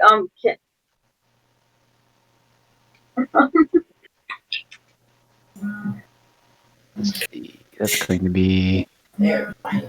So just to make sure that I understand, the sahuagin just want this thing out, right? Yeah, they want it to not be killing them, and it wants to go home. Okay, and the sahuagin have the key to this, but it's not able to be opened? They have the key, but removing the padlock did not open it. Gotcha. Indicating that the padlock probably isn't what actually keeps it locked. Okay. Just want to make sure I had it clear. Do we have your word that you will not harm these people when you leave? I only tried to feed myself before. I did not know where I was. Survival came first. Now that I know, I can leave. That's fair. It's a reasonable guy. Pious. the reason why I'm here is because he was eating them. Yeah, pretty much. Well, hell, I'll give him my good berry ring.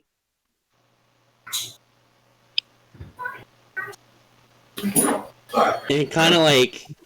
It can tell what you're doing, so it kind of like reaches one of its clawed hands forward for you to try placing it on there. This will feed you for life. I can get another one from our friend. So this will feed you for life, and I'm sure I can get another one. That is very kind of you, little one.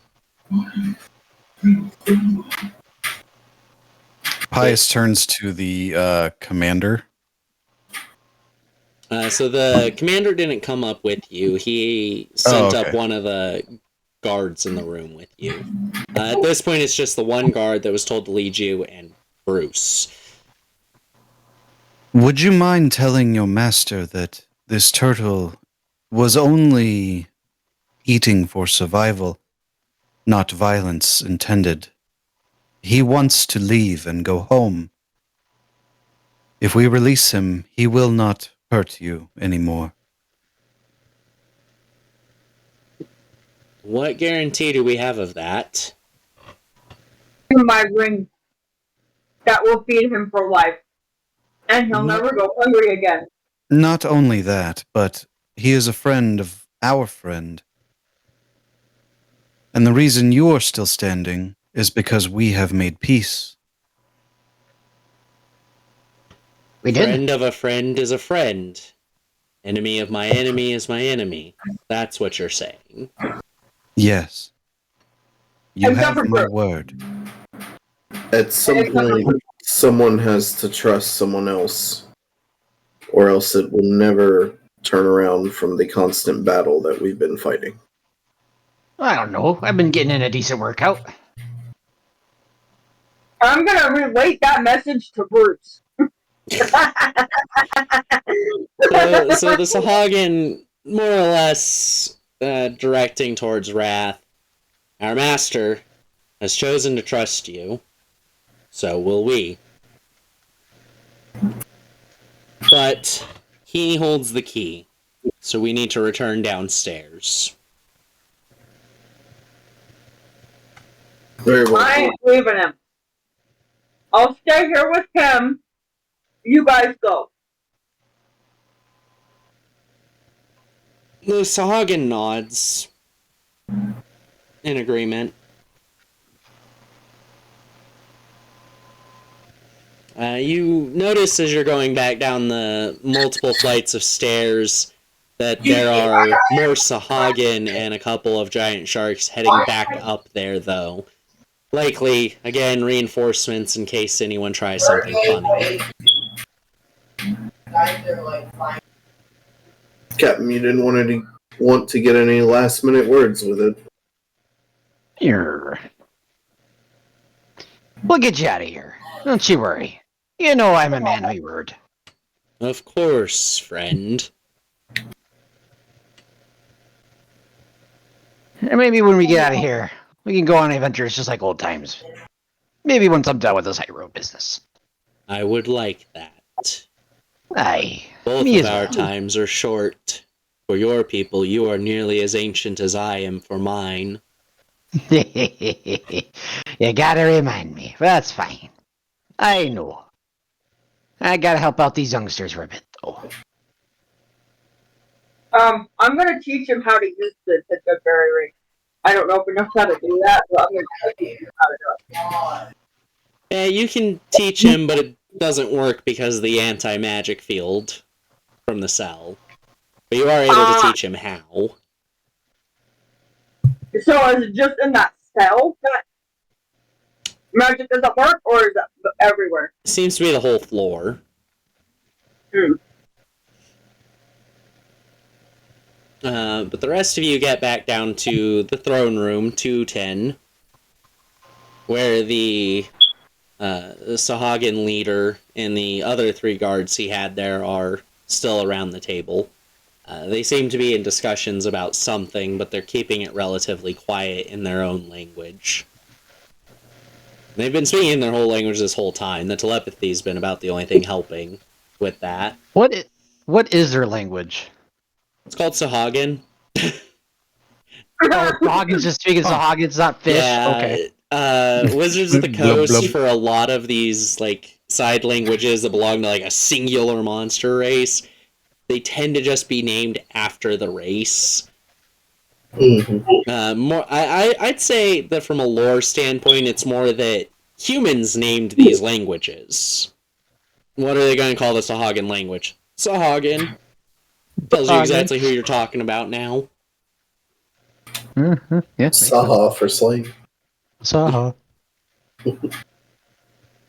Yeah, as you enter the room, they kind of quiet down and asks, the commander speaks, "Have you already resolved the issue? That was quick."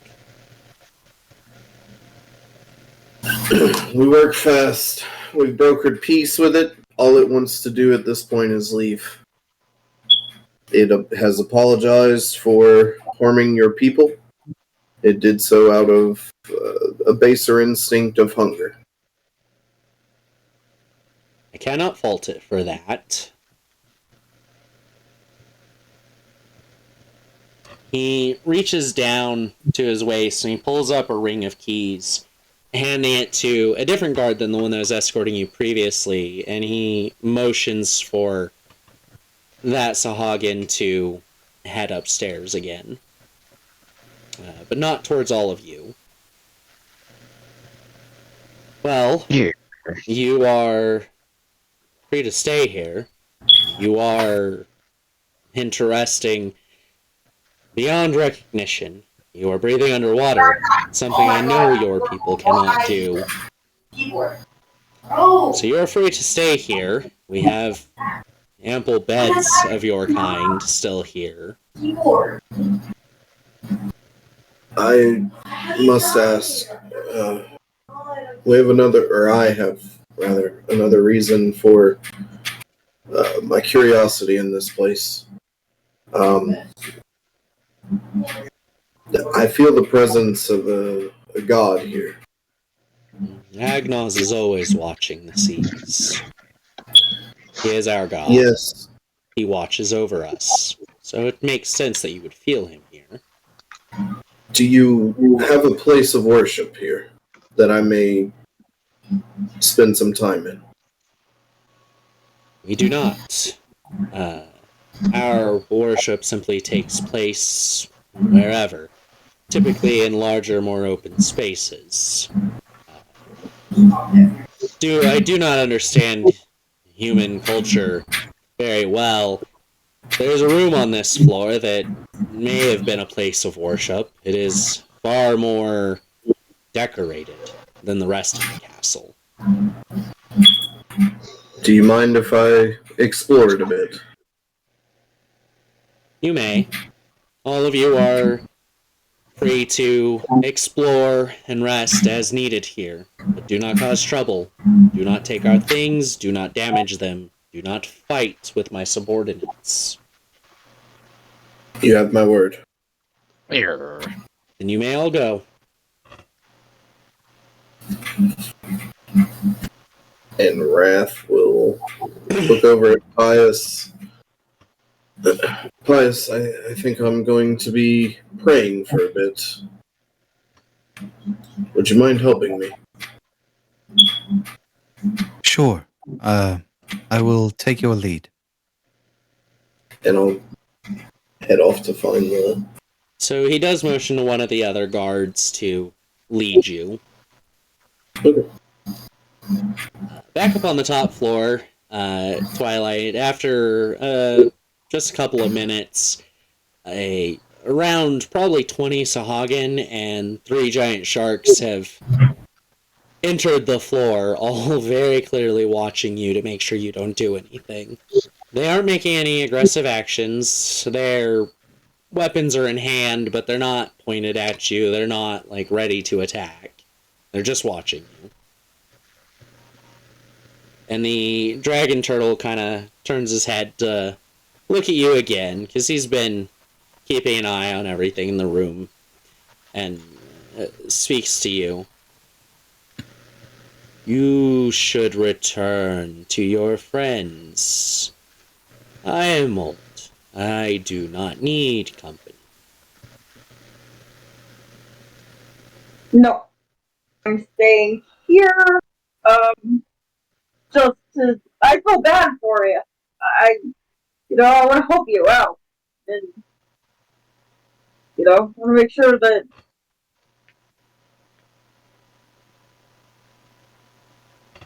I'm okay. Don't worry about me. I'm worried about you. Your kindness is appreciated. Do you mind if I give you a gift? No. Let's wait until I'm not being watched. Until you're not what? Let's wait until we get you out of here, and then we can talk about gifts. But other than that, it will seem like it. Yeah. Okay. We don't want to talk. Alright. We can go back down. Second floor. We have Wrath and Pius being directed towards 2-4? Is the number on that one, I believe? Yes, 2-4. A large room on the northern side. How about... Nick is also following, kind of curious.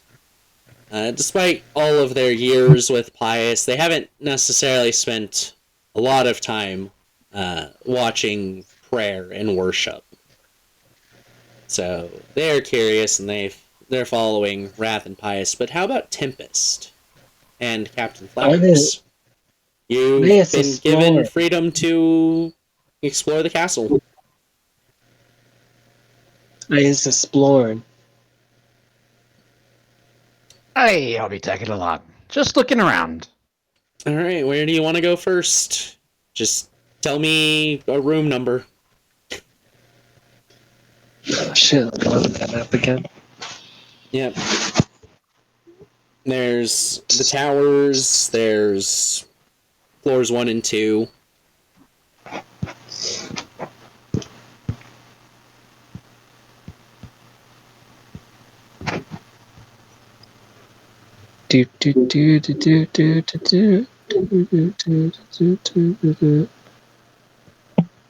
No, shit, no, stop typing.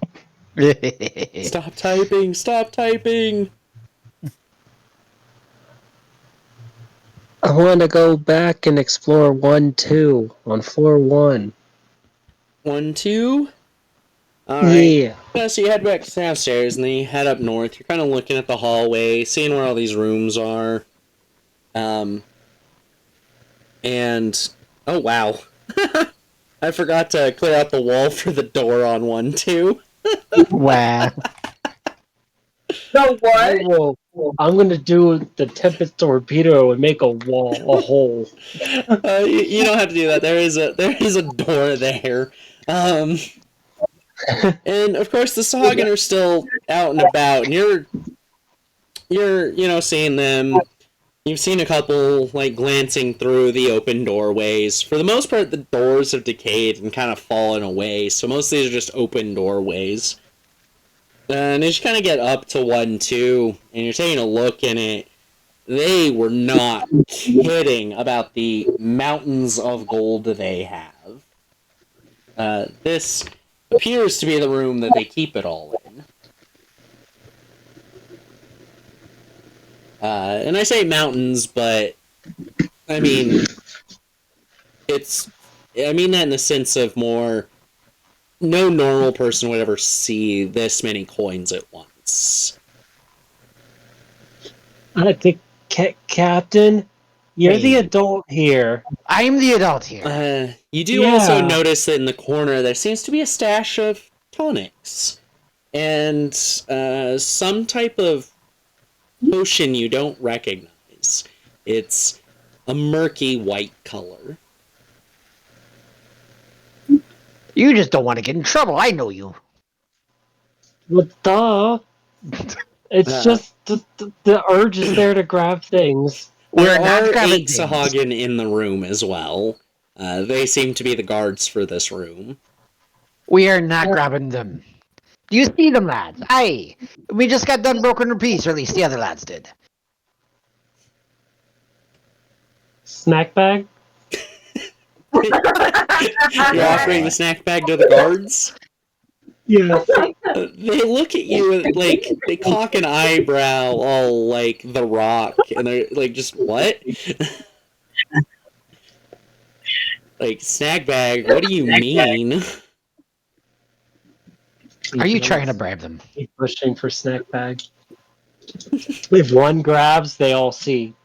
The one closest to the door kind of hesitantly reaches into the bag. Like, they've all clearly been told that you're not enemies. And reaches in and pulls out a nice steamed trout. And gets excited. And the others kind of take turns. That way, 7 of them are always, like, ready at attention. While each one individually comes up and they bow to you, clearly thanking you for the treat. And then we'll walk out of the room casually. On the second floor, you, Wrath, Pious, Nick, you walk into the room. You go through the first set of double doors, and you can tell the hallway here is more of a connector hallway. You can see out to the left in that room, 2, 3.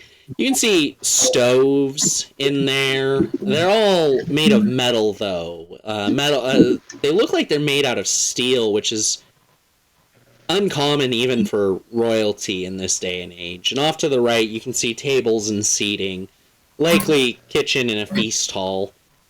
And the door to the north has disintegrated with time as well. And you can see into it, and it's this large ballroom. As you walk further into it and can see more, the back wall is lined with tables still intact, undamaged by the water. There are There's a very nice carpet, again, undamaged. A royal purple color with a approximately 1.5 foot wide gold trim around the edges of the room. Chandelier hangs from above, and at first glance at least, it appears to be made out of diamonds, likely about 5 feet tall, with various dangling parts, layered like a cake, 4 stacks high. Does it have the styro lyrics to it? The chandelier? Yeah, that's what I was just describing with the diamond appearance. But this is the room they're indicating they believe might be a place of worship, because it's far nicer than the rest of the castle. So does the chandelier sing that song? It's swaying gently in the water.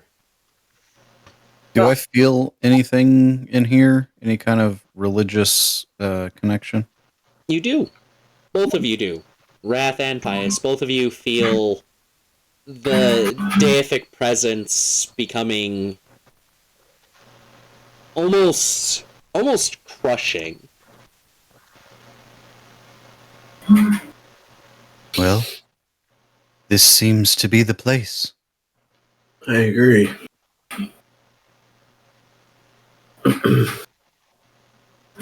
I'll start looking around the room to see if I see anything bearing the symbol of Agnos. As you look around and you can see the tapestries on the walls, this entire room, everything in it seems to have been enchanted and remains undamaged.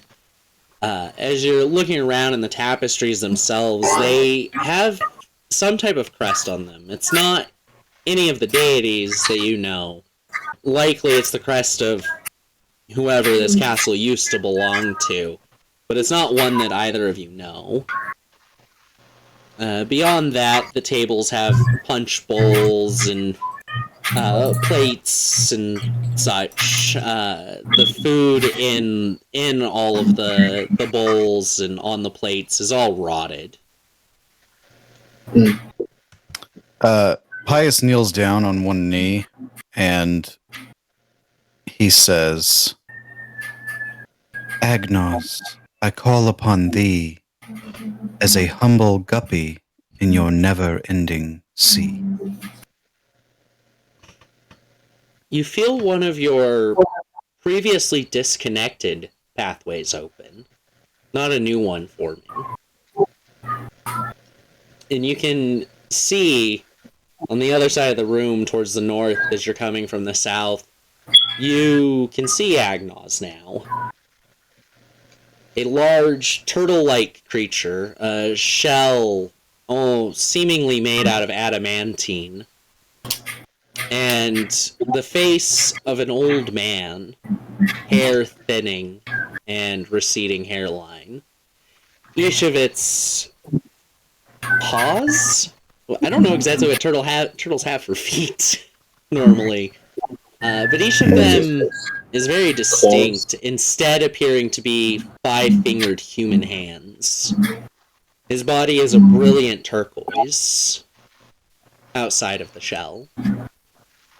Its eyes sunken black orbs, and a mouth full of razor teeth, all sharpened as into canines.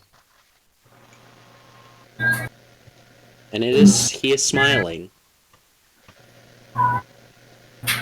That is what you see, Pius. He is here, Wrath. Here? I figured as much.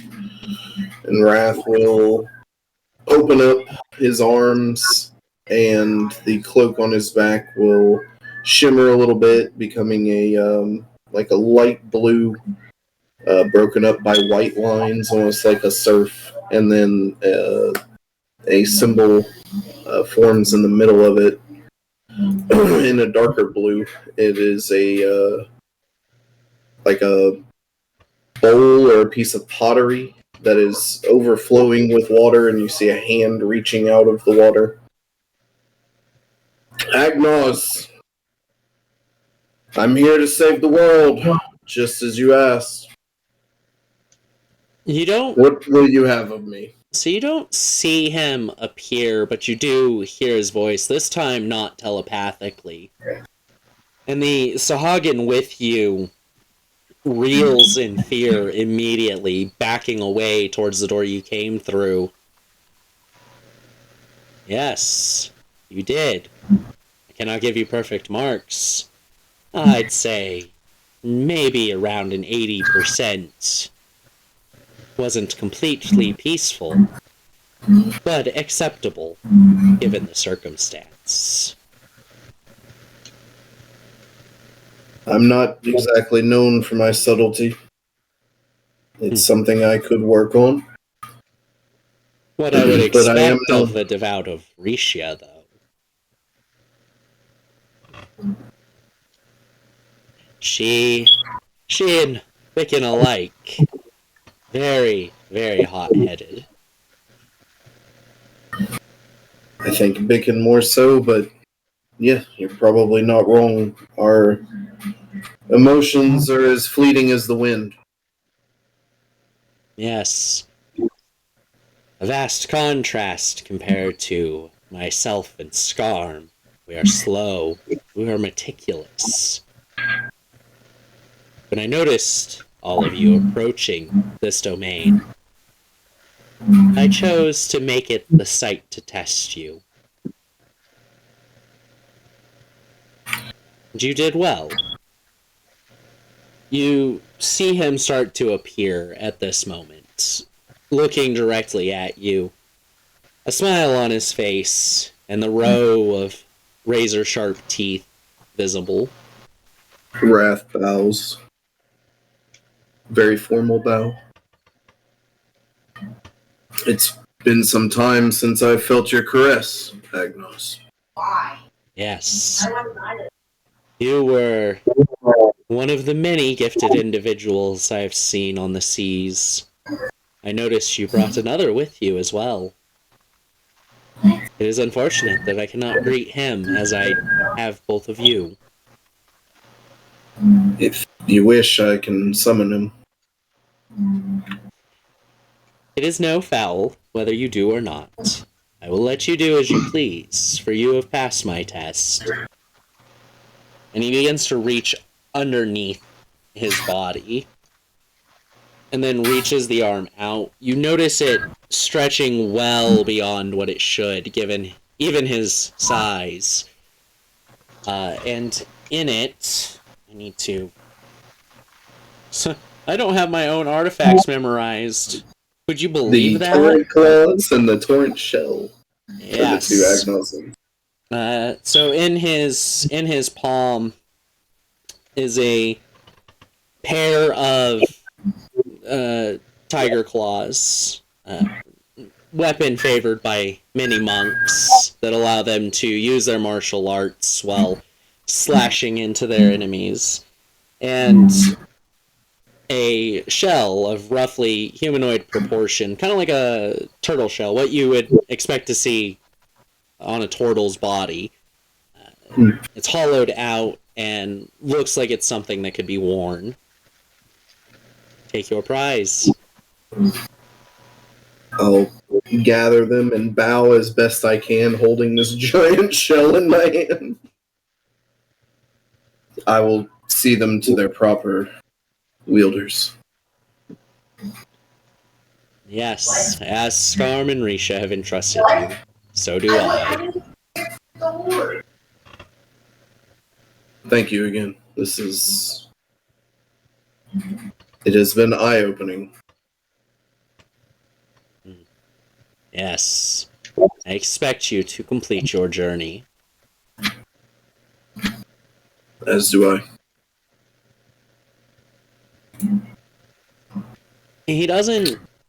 His presence doesn't seem to dissipate, although the image of him, what you were seeing, seems to fade away.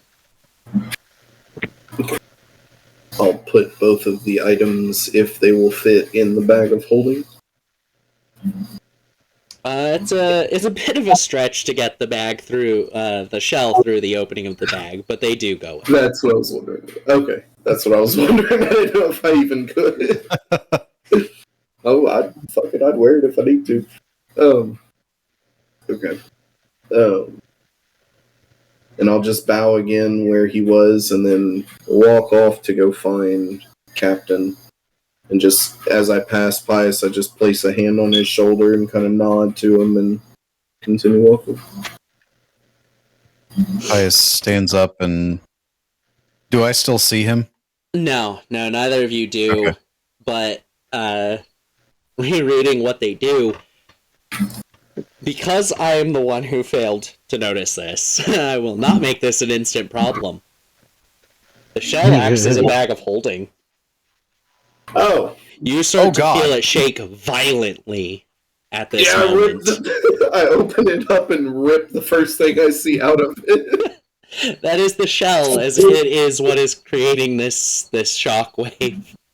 And you notice the glow coming off to it, reminding you of the astral plane that normally you would be thrown into when two bag of holding are met that way. Right. Oh yeah, I didn't read that section. Yeah, I kind of forgot that the shell is a backpack, technically. It is both a shell armor, like turtles, and a backpack. A bag of holding, in fact. Okay. I will sling it over my shoulder and wear it like a backpack at that point. Yeah. Yeah, so it does have the straps for like a backpack on it, but you can also like put it on as armor, so... I almost destroyed you. Well, that was my fault. I glanced over the torrent clause and didn't see like a written out thing, and I saw I guess one of the other artifacts that's blank right there that I don't want to mention out loud. So I assumed it was both of those that was blank on that section. Maybe I went and made a second document that had all that information, because there are several that are blank on here. I will look for that by next week. Oh, you're good. Yeah. Because we are coming up towards our 4 hours here. We only have one raid option on my list, which is crazy. So I did finally figure it out listening to one of the streams. I finally caught her saying her name. It is Nyx, not Nikes. She is currently playing Dead by Daylight, so we are going to go ahead and raid her. For everyone watching now or after, thank you all for joining us. And I love you. Bye, Cobalt. Yeah.